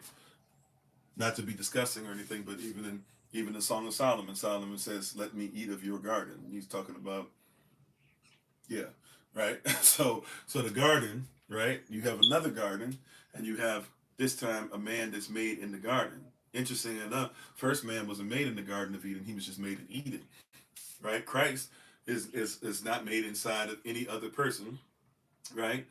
But he's put in the garden after he's made as a seed, just like Adam was made and then put in the garden. Christ is made but then put in the garden. You see the similarities. You see the stuff that's going on. You see how the second sacrifice has to operate, right? So So you have to have those things as part of the story. That's part of the context. That's part of the culture. Once again, many of us don't know that part of the culture. We're not even taught that we should know that part of the culture, but it's very important that we have that. If we don't, we can be all over the place. Okay, but yeah. So Christ, as soon as Mary is betrothed, anything of Mary. Matter of fact, can I say it like this? Even though this is a very crude way of doing so, and it's not necessarily our belief system, but if I can go here as far as Afrocentric mindset, um, I'm going to be very careful. Obviously, not every Muslim, right? So when I'm about to use the term Muslim, some of y'all be like, "Oh, no." It's just like saying Christian or like saying followers of the way. Not all of us are doing the same thing, right? But in certain places in Africa, especially even in Nigeria, right, you would have husbands that if a woman were to cheat. And by the way, this is not just even with them. We could talk about obviously this happened with Shaka Zulu. If you don't want to call this Afrocentric per se, but we know this happened with Genghis Khan. We've seen this happen with who was Temujin at the time. We can talk about quite a few persons this has happened to who are famous and who were adopted in or grafted in. But let's say somebody is forced to lay down with somebody or somebody does cheat. Like we have plenty of evidence, not just only in our own culture, but others, to where we know this is a fact where persons will say, well, just because the husband can decide still, well, this is my wife, I still decide this is my wife, I'll decide to take on the child. Right? So Joseph is not doing anything that, as much as persons want you to pretend this is some crazy behavior, this is some simp behavior. Now, his is obviously different than anybody else's because he's not dealing with somebody cheating on him. But I'm just telling you, even for a fact in other cultures, even so-called Afrocentric cultures, we will discover quite a bit that, yeah, there are persons who, out of love for their wife, even if it was something that was done crazy or something was done where the wife was forced or whatever, that they don't just like off the child or be like, I don't want you anymore. No, they still, out of love for the woman, they still take care of her and take care of what comes out of her and consider that child to be their own. So, you can find that in different places as well in the culture, right? You'll find different things like that as well. So yeah, so long story short, Mary it was already in Judah. The second that her and Joseph officially became betrothed, they did the knocking ceremony. They were, he's preparing a place for her. She's preparing herself for him. There's that's already as far as our culture is concerned. That's already set in stone. The two, the two hadn't become one. So I guess I can't say set in stone all the way, but you get what I'm saying. We already looked at Mary by that time. By the time Mary goes to see Elizabeth, Elizabeth already considers Mary to be of the so-called tribe of Judah, even though she was born Levi, right? Because Elizabeth and her husband, they are Levi, right? But Mary is already considered by that point, even though we would say she has Levi DNA, she's considered to be Judah, all right? And so you're dealing with the same thing with Christ, where Christ will carry the DNA of his mother, actually carries the bloodline, which is like unlike any other, to the point to where Matthew 27 says that when his blood hit the ground, resurrection started that night, right? Then we keep acting like resurrection, we wait and wait and wait. Resurrection started that night.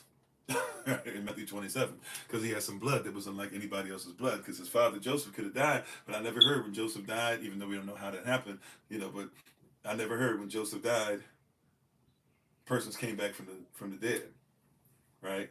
That's more of like an NOI type thought process and stuff. The persons who worship, or persons who are like Mormons, especially old school Mormons, they think about things like that. That's not actually biblical. So Mary was already in the bloodline of Christ, if that makes sense. I pray that makes sense.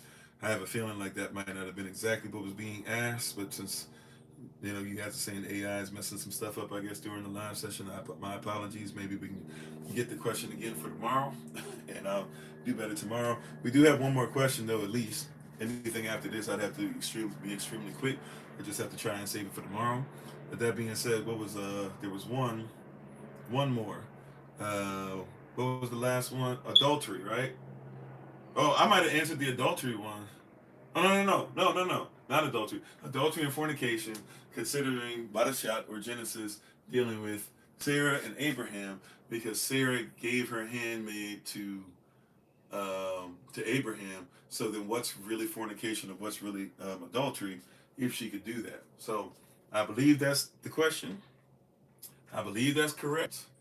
right? I think it's from Akut Devarach. If I'm wrong on that, you're gonna have to correct me, big sis. But I believe that's what you were saying, right? So if that's the case, right?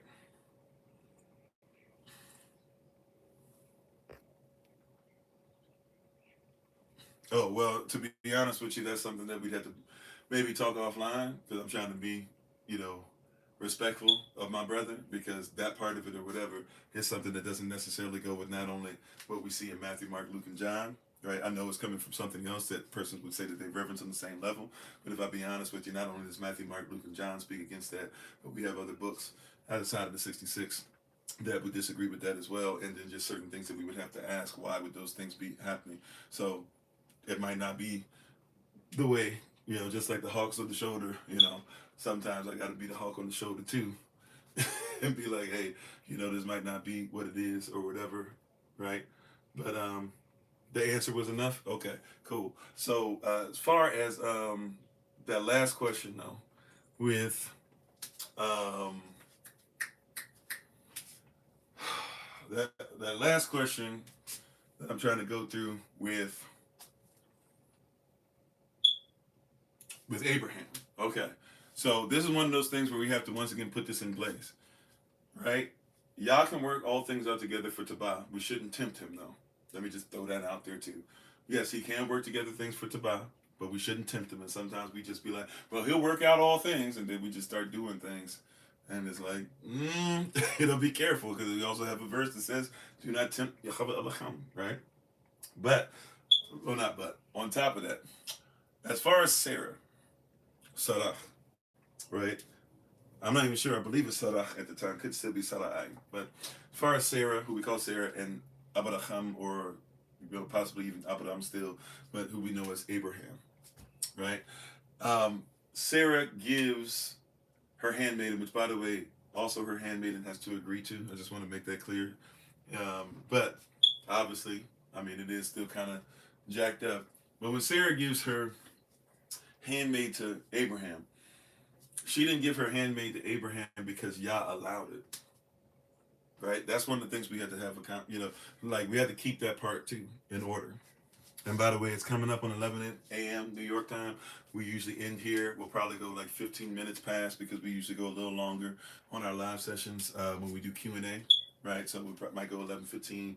Who knows? 11:20, 11:25ish. But I'll try to cut it up at 11:15. We'll be back on tomorrow. And we'll see you guys for the rest of the stuff we got going on this evening. That being said, we have to make a distinction here. When it comes to Hagar, right? Hagar, or Hagar, right? And Hagar, who is given, so to speak, to Abraham, that is not, as far as, I'm coming once again from the biblical perspective. I know there's going to be an argument about it. I get it. I'm going to have to be true to Terach, to doctrine, right? To instruction. Right, I got to be faithful to it, and not just only Genesis. Right, I got to be faithful to Jasher. I got to be faithful to Jubilee. Right, I got to be faithful, to so many, to others, to other books. I got to be faithful to Hebrews. I got to be faithful, etc., etc. Right. Here we have in the instruction, right, of our people, to where it says here specifically, we got to be correct on this as far as if we're talking about Bible. Hagar, right, is not Abram's wife or Abraham's wife. Sarah and Abraham are told that they will have a promised child. Okay? Now, and by the way, I'm not going to absolve Abraham's behavior in this either. Okay? Right? Abraham is part of this. We do this weird thing where it's like, well, it was Sarah's fault, right? Because and it's like, he could have said no. Right? So we do this weird thing where we kind of just let Abraham go, and we act like he didn't have no parts to play. That being said, the Most High had told specifically that Abraham and Sarah, over and over again, kept reestablishing it over and over again. Kept saying, Lot is not going to be the son. Don't worry about that. He said, I'm going to make sure that you have a child together. Right? Abraham and Sarah. Right? Okay, I see your question. I'm gonna try and end with that question. Okay, brother Jay, I see you. All right. So Abraham and Sarah are supposed to have the child together, right? That's by the way, did the king decree it? I just want to make this clear. Did the king decree it? That's right, Sister Beck. They was both wrong, right? Right. So did the king decree? I just want to make because if a king decrees it, it's law, right? That's how kingdom works, right? Malachi asar, right? Yachava malachi at yachadasha al asar, malachi at Abraham asar. At Shem Yechava, right? The one, right? The Most High, Elohim Shaddai, who Abraham would have known him as better, right? He what? He said, he spoke specifically. Did anybody have anything different in their Bible, right? In your Torah, right? He said what? He said, Abraham and Sarah, you will have a child, and the child will be right, will be able to bring about what? A promise. And you will be through that seed. You will be through that seed, through that child. You will be what? You will be multiplying. You'll be like the stars of the sky. You'll be like sand. You'll be established. You'll have the land of Canaan. You'll have right. But this was through Abraham and Sarah. All right. I'm answering that because of how the question was asked. I have to answer it that way specifically, because the question is, but what's adultery with? And that's not. Maybe I'm not catching it 100%, but it can lend itself to the thought process of, well, then what's really adultery? What's really fornication? If Sarah could just be like, go ahead, sleep with Hagar, and Yah will bless it. Yah did not barak, right? He didn't say because Abraham, you had a child, that every single child would have the specific promise that I give to that seed that comes between you and Abraham, right? He didn't say that to Sarah or Abraham. He said, you two are going to have a specific child, right? And we have to be careful because others preach, right? Other Hebrew Israelites, other persons who are Christian, etc. We kind of preach a little outside the box, right? And I agree with a lot of it. For example, Abraham did not just have two sons. A lot of persons forget that not only did he have one wife, and not only did he have Hagar, he actually ends up with, another wife that he remarries, and it says that he was opened up, meaning that Abraham actually kind of had his stuff closed off. He only could have, so Sarah probably wasn't even the problem, right? As much as we think that the Most High closed her womb, the Most High probably on purpose, literally was shutting down Abraham's seed, at least to the point to where it wasn't, it was like almost sterile, if not sterile, until he decided that it was time for him to have a child, or until Abraham goes out of his will. And when he goes out of his will, all of a sudden Abraham has a child. But as far as him and his wife, the Most High had a specific time that he was looking for to be able to make sure. Right? Now, every child, because they are Abraham's, every son that he had, right? Not 100% sure about how many daughters he had, to be honest, but I believe his sons are, 8 or 9 of them that he had? Or maybe, was it 8 or 7 or 8 or 8 or 9? I think it's 8 or 9, something like that. It might be 9, right? So Abraham has, out of all these sons that he has, right, they have a certain barak on them because they are his sons. But one in particular was supposed to be the one that received the promise. And this is what was told to Abraham and Sarah. Sarah steps out of position, out of faith first. Doesn't mean she's the only one. And by the way, we talked about this before in the Badashat series, where if you look at the Badashat series, you'll discover, if you go through, right, in Genesis, you'll discover that Abraham and Sarah, Abraham was the one, instead of like manning up and being like, Yah's with me and he'll protect me, and blessed are those who, but blessed are those who bless me, and curse are those who curse me, and all these things, right? He had to make it a point to come to them, right? Abraham himself had to make a point to come to them, he came to his wife plenty of times. And so, and this was a generational curse. Isaac did it too. But Abraham had already had an agreement when him and his wife first got together, and was basically like, hey, yo, if we end up in trouble because you're pretty and all this stuff, they might want you. So just go ahead and let them take you. He was a coward in that regard, right? He was like, just let them sleep with you, and then and I'll be fine. I'll just say I'm your brother. This is where we get the lie that a lot of y'all think that Abraham and Sarah are brothers, because not only did they say that in Badashat, but then also it comes up again. It comes up twice over, right, where that happens.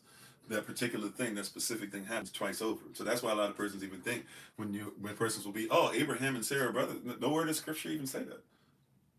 That's not even in scripture. But persons believe they are brothers. No, or brother and sister. No, they're not. They're not siblings at all. Right? Persons will just put them as siblings because of that one thing. So, that should show you be careful about a lie and what that can do to, to us in our walk of faith and our walk in the truth. That being said, Abraham and Sarah are supposed to be together. Sarah decides, like, hey, I'm too old. And probably because of even a lot of misogyny that existed at the time and stuff and the way she might have been raised, she goes, man, I'm too old. I can't really do these things. That's right. He didn't barak it. Or he didn't baruk it. He didn't, right. So Sarah says, well, it wasn't even that he allowed it. I mean, he allows everything. You have the right. See, this is how free will works. You have the right to do anything. It just, you got to deal with the consequences. You had the right to cuss me out. Just be ready to deal with the consequences. You had the right to call me the N-word. Just be willing to deal with the consequences. You have the right, you have the right to lie on my name. Just be willing, you know what I'm saying? Like, everybody had the right to do anything, but there's consequences. That's free will. If you don't have the right to do whatever, but just because they could do it doesn't mean that Yah told them to. Yah had told them something different, and because they had received this promise when they were already considered to be old, and now are dealing decades into a promise that they still haven't seen it come into fruition. All of a sudden, Sarah's like, you know what? Something must be wrong with me or us, or maybe he must mean it some other way. Maybe he means that we'll have a child, but it's not going to be through me, because how we're raised is men, which is not necessarily even medically accurate. Come to find out, like, you do some research, you'll find out it's not as clear cut as you think it is. But a lot of persons believe that men, which is true, a healthy man should be able to have children and, forgive my language, but get it up, become erect until the day that he dies, right? Even after his death, there's instances of that, right? A healthy woman, it's been determined by others that she should not be able to give birth after a certain age, even though, come to find out, a lot of that is actually because of just not being healthy, right? But that being said, her mindset is like a lot of sisters' mindset. It's like, hey, I can't have children after a certain age.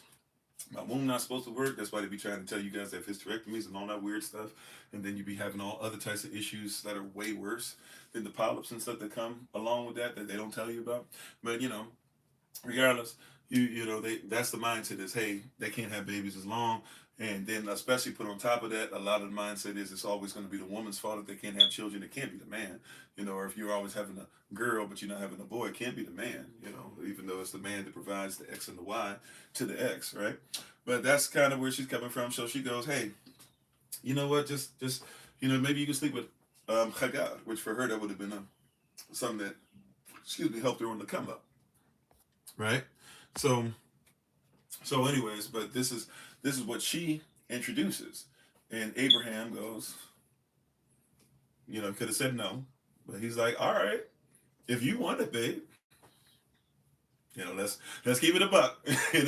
Like we do this weird thing, let's not George Washington Abraham here, let's not do the same thing with George Washington, but he never told a lie. Like, Abraham clearly could have just been like, no, it's not righteous. Hey, we're gonna hang in there. Hey, it's Yah's will. Hey, I'm willing to go ahead and admit, no. And maybe he did. Who knows? Maybe he thought. Maybe he was convinced. But But he goes ahead. He lays down with her. He gets Hagar pregnant. Right. There's problems that come out of himself for sure. But out of the whole process, the Most High comes to them again, if you recall, and he comes to them and he says, "Hey, I never said that if Abraham had a child." See, this is two becoming one. This is why it's important. You know what? I praise Yah that the questions come in the order they do sometimes, because this is one of those times, especially where it's like, well, all the time, but especially in this time. Like, this is one of the questions we just finished talking about marriage a lot. Now watch how the two become one. It's going to enter into this. If I promise you that you'll be barak like this, then that means that it's not barak without Sarah. Sarah, if I promise you that you'll be barak like this, then it doesn't happen without Abraham. So Sarah, you thought that you were going to make what I promised your husband happen in some other covenant. And and set up something where your husband would break covenant.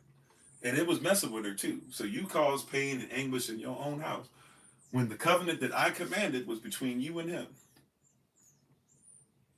right? Eventually to the point to where she says, you gotta get her out. And the Most High even says, hey, Abraham, yeah, she gotta go and so do your son. Because that's not the covenant. That's not what I said. That's not how it's supposed to operate. Now, because he's your son, and because he's your seed, because he's of your flesh, right? And because you know, who knows how much he's been raised in the way, but more than likely raised properly, outside of seeing this thing going on with your mama and his whatever Sarah is to him. I'm gonna go ahead and take care of him when he cries out. I'll make sure that he's okay, right? And then Hagar and him went down to Esau and them down in Kemet. She went back to Kemet, and Esau's. Well, I'm sorry, I got that reversed. Esau's family will eventually become part of his family, right? Esau himself will eventually marry in to them down there. Excuse me, I said that in reverse, right? So, but they'll go down to Kemet, and that's where Esau will go with his two wives who are not qualified as wives in the culture, and then we'll take up a wife and marry in the Ishmael down there, right? So you see a lot of things moving. But that being said, that's going a little too far, too deep for this particular question. So in this particular question, Yah, right, to answer it, Yah made it a point to Yah never said, Sarah, right, allow anybody to go ahead and have sex with your husband, and I'm a barak that, right? His barak of Ishmael, specifically in the wilderness, is because Ishmael, an innocent child, who is of the bloodline of Abraham, who is Hebrew, right? Who is of the bloodline of Abraham, who does have some of that Syrian blood that we don't talk a lot about, the ancient Syrian, right? Has that in him. He says when he heard his cry, he didn't respond when Hagar cried, but when Ishmael cried, he said, I hear that. And then he said, I'll make sure you're taken care of. Now you can go ahead and push on and stuff, right? He made sure that he was saved in that particular instance. And what's happened with that is, you know, we kind of have turned that into fights over who's the promised son and all this other stuff. But if we're talking about Torah, right, in any language, Torah is saying, Sarah, right, you are the reason why there was any kind of issues in the first place, because the only offspring, the only child that I was promising and putting in promise on, was the one that came between you and Abraham. You stepped out of relationship, and you had him step out, or he stepped out himself, right? But both of you stepped out of covenant to go into covenant with somebody else, expecting that the covenant, a threefold cord, is not so easily broken. The threefold cord was between you, myself, right? Or was between Abraham, Sarah, and Yah. But they said, we're going to make it between Abraham, Sarah, and Hagar, right?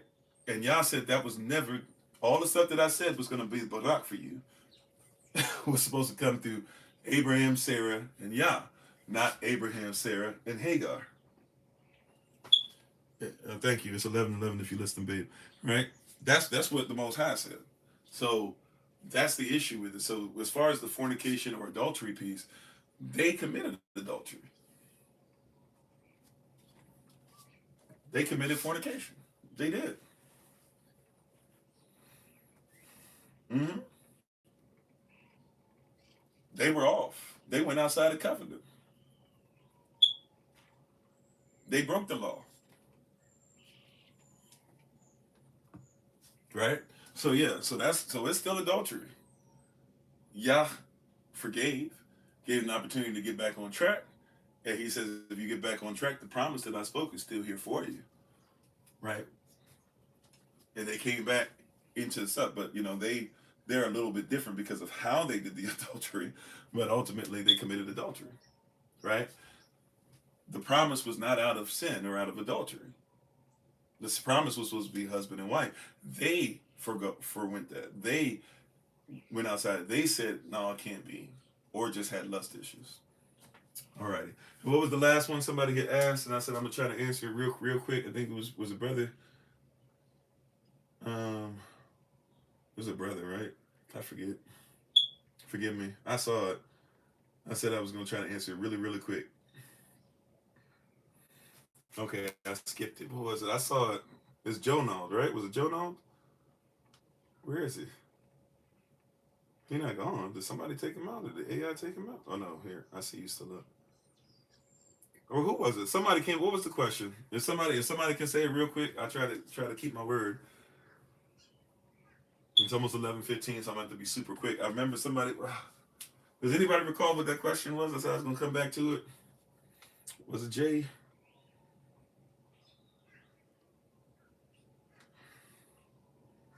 Oh, okay. Hanukkah. So we just literally have a. So I'm not gonna go through the whole thing because we literally just did a whole thing on Hanukkah on Monday for the live session. So if you missed that, please go back and get that because that's already answered in that. Um, and it's answered. We used and your question that you're asking is answered there in First Maccabees chapter 4. And we read verses, what was it, 16 through the end or something, 26 through the end, something like that. Verse 36 through 61, something. I think it was we read First Maccabees chapter 4 verses 36 through 61. I'm pretty sure. And in that, yes, Hanukkah is to be celebrated for 8 days. The way that Hanukkah is celebrated is wrong, right? The way that Hanukkah is celebrated is the issue. It's kind of like I was talking with same brother I was talking about. We talked yesterday. It's like when persons will say for the Feast of Tabernacles. Yes, Feast of Tabernacles is in fact, um, it's those 8 days. The first day is a convocation. The last day is a convocation. But what happens for us is that those who say they are us and are not, they have turned it into that they are. They have turned it into like the eighth day is the great day. So they're doing some weird stuff, some pagan, strange things to it that we're not supposed to keep, let alone really allow in our circles. That being said, the Hanukkah is 8 days long. It is, in fact, yes, it is 8 days long. They did light candles. Now, to be honest, it doesn't say. Now, the whole folklore, like when I was talking about this folklore, even a lot of so-called Ashkenazi, Khazarian, Jewish persons will tell you that, especially persons who are experts, believe it or not, will agree, or well, I agree with what they told me by what the word says that Hanukkah is not the part of, oh yeah, that somebody was lighting something and the light kept on going. It's more Talmudic and it's considered to be folklore by many. So that part is weird, and a lot of stuff with the dreidels and stuff like that. Those are not necessarily of our culture either. You don't find any of that in ancient Israel. You don't find any of that in Israelite archaeology. You don't find any of that in North Africa, stuff like that coming from that time frame. That's not something that we did, right? So even that in of itself is odd, right? But that being said, yeah, Hanukkah itself is not just one day. It's considered to be 8 days, right? And the 8 days are there as we read about it. We talked about on Monday. The 8 days are there specifically to talk about uh, as a result of the victory that we had against Greece. And so within 8 days, this is what happened within 8 days. Within 8 days, the temple, including the gates to it, including the doors that are on the gates, including the things that were burned up, including the stones that had been desecrated by putting swine and all types of evil stuff upon it for sacrifice and stuff, and had to be removed. All of those different things, right? All those different things that are there. Those in 8 days, it wasn't just only that a light was lit. It was that the entire temple was revamped. Priests have been brought back. They actually looked for priests who had been clean and did not fall into the trap of like just trying to survive and oh well, the Greeks are forcing us to, so we might as well do. No, no, the ones that stood on business, that were righteous 100% no matter what. Like all of this stuff, they were fighting off the last bit of the Greek forces that were trying to hide themselves and defend themselves in one of the towers. They took the rocks that had been messed up, and they took them out of the temple and left them on the mountain until a prophet came by and would tell them what to do with it. All these different things are done within 8 days, right? So, including bringing the candles back in, right, or bringing the I'm going to say it wrong, the the modern, I guess the modern way would be like Hanu Kainach or something like that. but the bringing the even the light back in, and Hanukkah itself meaning dedication.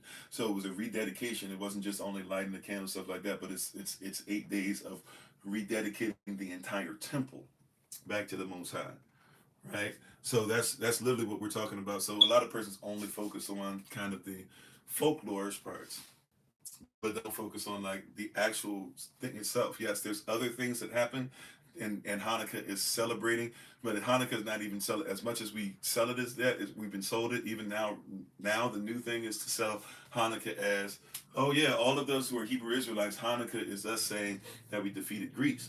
No, because we defeated Greece, and because we could now have pure worship in the temple rather than tainted worship to idols and unclean things being put on the altar, right? Because everything was done, they were so focused. Remember, they took all the armies were brought, the whole army, all the hosts, it says, that were under Judah, right? Who is Maquab, Maccabees, the hammer. All of them that were under him were brought together, and they all wept and they all cried out. And then they began to do stuff like, hey, you guys, a section of our forces need to go and fight the Greek physical holdover that's at the tower. Meanwhile, we need to start lifting things and printing things out. Also, let's go ahead and get priests that we know are clean, that have proper reputation. Let's have them start telling us what to do and what to move. Let's start making sure that we get the table back in order. Let's make sure we get the lamp back in order. Let's make sure we get the oil back in order. Let's make sure that things smell correctly. Let's make sure, remember it said the grass was growing up in between the cracks, which means that the floor is jacked up and there's literally nobody taking care of it. So like there's literally, like, when your grass get too big in your front yard, hasn't been cut in months, that's what they're talking about. Like that's what's going on in the temple. So all these things are happening, and they were so dedicated that in 8 days they were able to take a really jacked up version of what was left and bring it back to what it was supposed to be, right? That's what we celebrate ultimately in the 8 days. Is the celebration is not just only the stuff, like of course we celebrate, we feast, we break bread, be careful of course, but I guess if having your wine and all that stuff, but during the time, please ma'am, please sir, make it a point to also recall the rededication and take time out during those times to make sure that some of those days in between all you celebrating, that you're finding a way to get and make sure that your temple or your place of worship, or that place that you use a sanctuary in your home or in your backyard or whatever, make sure that you're remaining clean and lawful, so that you can be clean and lawful and be therefore usable according to the Most High in His Word. Amen. Amen. All right. So that's it. That's all that I got for today for Q&A. Thank you so much. Probably had about 7 to 8 questions. I think we got to pretty easily, and other many questions that always pop up during this stuff. So today, Maisha Pachi, Toda Mishkapa, Salakia, Salakia. Sorry to those that we didn't get to your stuff today. Doesn't mean that we won't get to you tomorrow. We have a whole nother section. So if there's something you want to send in advance, we started off with the questions we got sent in advance. But if there's also something else that you just come on tomorrow if you can, make sure that you put the question there. As you see, we'll try to get to as many of them as we can. And even if there's some that are kind of sent at the end, we'll make sure that we try to get it in as best we can. So Tada, thank you. We appreciate you.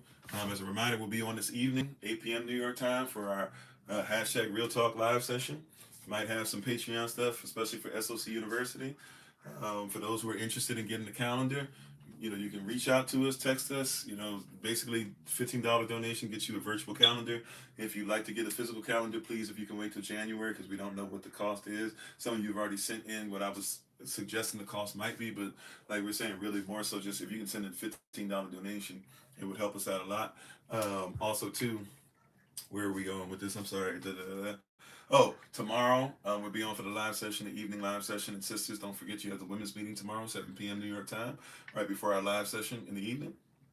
And then Saturday, we'll have our watch party where we'll continue with Birth of a Nation, as well as in the 1915 version of Birth of a Nation. We'll start right where we left off, as well as we'll have not an international service like last time, but we'll have like an international thing where we'll try to do something on Zoom.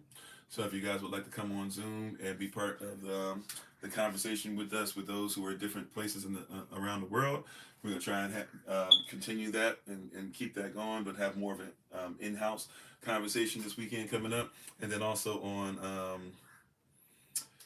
Saturday evening, brothers, will have our last men's meeting for the month. So if you can join us Saturday evening, brothers, we appreciate it. 7 p.m. New York time. And don't forget, December 27th is going to be Women in Red service. Sisters, let's be ready for that. Brothers, let's be ready to support the way that they supported us. And December 31st will be Watch Night service. So please, ma'am, please, sir, if you can join us for that. It's not the same as New Year's Eve service. It's not the same as New Year's Day. I won't say completely different, but basically it's pretty daggone different. So hopefully you'll join us for that. Thank you all, and we'll be praying into the new year. So we hopefully can have everybody join us for that. So much love, respect. How you doing, Sister Snap? Much love and respect to each and every one of you. Recall these are recorded, so you can always go back and look at the recordings of these. And we thank you so much for the questions. We'll be back. If you missed us for some reason tonight, we'll be back on tomorrow, 8 a.m. New York time. Yam Dalat Chanavakach Shalom. May peace be upon you. May you enjoy, your Hanukkah celebration. Basically, pretty much in the middle of it. So hopefully everybody's doing well with that and having fun with that. And we wish you nothing but the best. Peace, Shalom, Barak, Baruch, right, upon thee and thine house, right, my Shapachi. So thank you so much. We honor you. We appreciate your journey, and we hope that you guys continue to do great. Hopefully we'll see you tonight. If not, we'll see you tomorrow. Thank you everybody who was on for Thursday Rising Prayer. And I tried to see last night. I didn't catch the live session, but hopefully however it comes out, even if Elder Tamara puts out something for us on YouTube to be able to find later on, whatever the case might be, prayerfully you guys will keep on supporting her. Check out Sister Carla's channel. If you get a chance, check out Brother TJ's channel. Check out Brother Dwayne's channel. These are YouTube channels I'm talking about. Check out Elder Anais stuff from time to time, even on her podcast. There's some stuff even from back in the days that you can learn from. Sister Raina got some stuff on there still. Check out each other on the Facebook group, all the stuff, the text trains, et cetera, et cetera, et cetera. We have so many different things that are moving and stuff like that. So we thank you guys and we appreciate you. Okay, it was canceled. Okay, I didn't get the word out. Okay. Well, thank you all for being on, and we appreciate you. Hopefully, this is something that was insightful. And we try to give Q&A. Once again, I know it's time to end, but just once again as a reminder, we try to do Q&A quite a bit on here. And we're going to get to do our shout out, by the way. If you've never done a shout out with us before, just stick around. We'll explain how that works. You got to come over to join us on TikTok. Everybody who joined us from YouTube, Facebook, TikTok, came over from Clapper, came over from IG, came over from the podcast, we appreciate you so very much. If you're going to join us for the shout out, you got to come over to TikTok, and we'll explain how that works. The shout out works in just a bit. But to everybody, thank you so much. And like I was trying to say, when it comes to Q&A, this is something where we hear all the time, hey, nobody answers our questions. Everybody runs away from them. Nobody has this. Nobody, these pastors will tell you to do this and do this and do this, but they don't really ever tell you anything having to do with the word or blah, blah. They won't answer your question. Hey, this is your time to shine, your time to lead the conversation and the dialogue, and let it be known. So we'll be back tonight. We'll be dealing with Galatians, starting our Galatians series. But then tomorrow we'll be on for Q&A again. We do it every other Thursday and Friday. Even though we answer as many questions as we can in different ways, but Thursday and Friday is really for you guys to tell us what we do every other Thursday and Friday. So please feel free to come on tomorrow. Ask away, challenge, all that stuff. And we'd love to have you, and we appreciate you. As far as the series we're in, Reversing the Curse means Visiting the Lie. We're going to finish that up on Christmas Day. Not because we celebrate Christmas, but because Christmas will be the last lie that we do within this series. Right? We're going to drop the mic on December 25th. So, and by the way, I would love for y'all to come out that day, have our back and stuff, because if any day there's going to be some cats that are going to wild out about a message, it's going to be on that day. So we love to have y'all come out here and stuff like that. If there's ever support that's needed in these things, even virtually, that's going to be a day, but also you'll learn a lot, I promise you. And of course, you can ask questions on that date as well. All right, but that's all we have. Thank you so much. We appreciate each and every one of you, the Malachi and each and every one of you. We thank you, everybody, we once again give our honor and praise to the Most High. We give our praise and honor to Him for my wife, the Honorable Maya, to the Ministerial staff, moderators, SOC, Lottie Dyer, and everybody. First time listening, long time. You agree, you disagree, enemy. Consider yourself to be enemy, friend, whatever the case is. We love you, and we're praying for you. But we gonna do what we're supposed to do as far as keeping it real, and prayerfully that's something that doesn't make us despicable in your eyes. Because if so, then we'll probably remain despicable. All right, but much love to you. And thank you for the support. Thank you for the donations. Thank you for the help behind the scenes.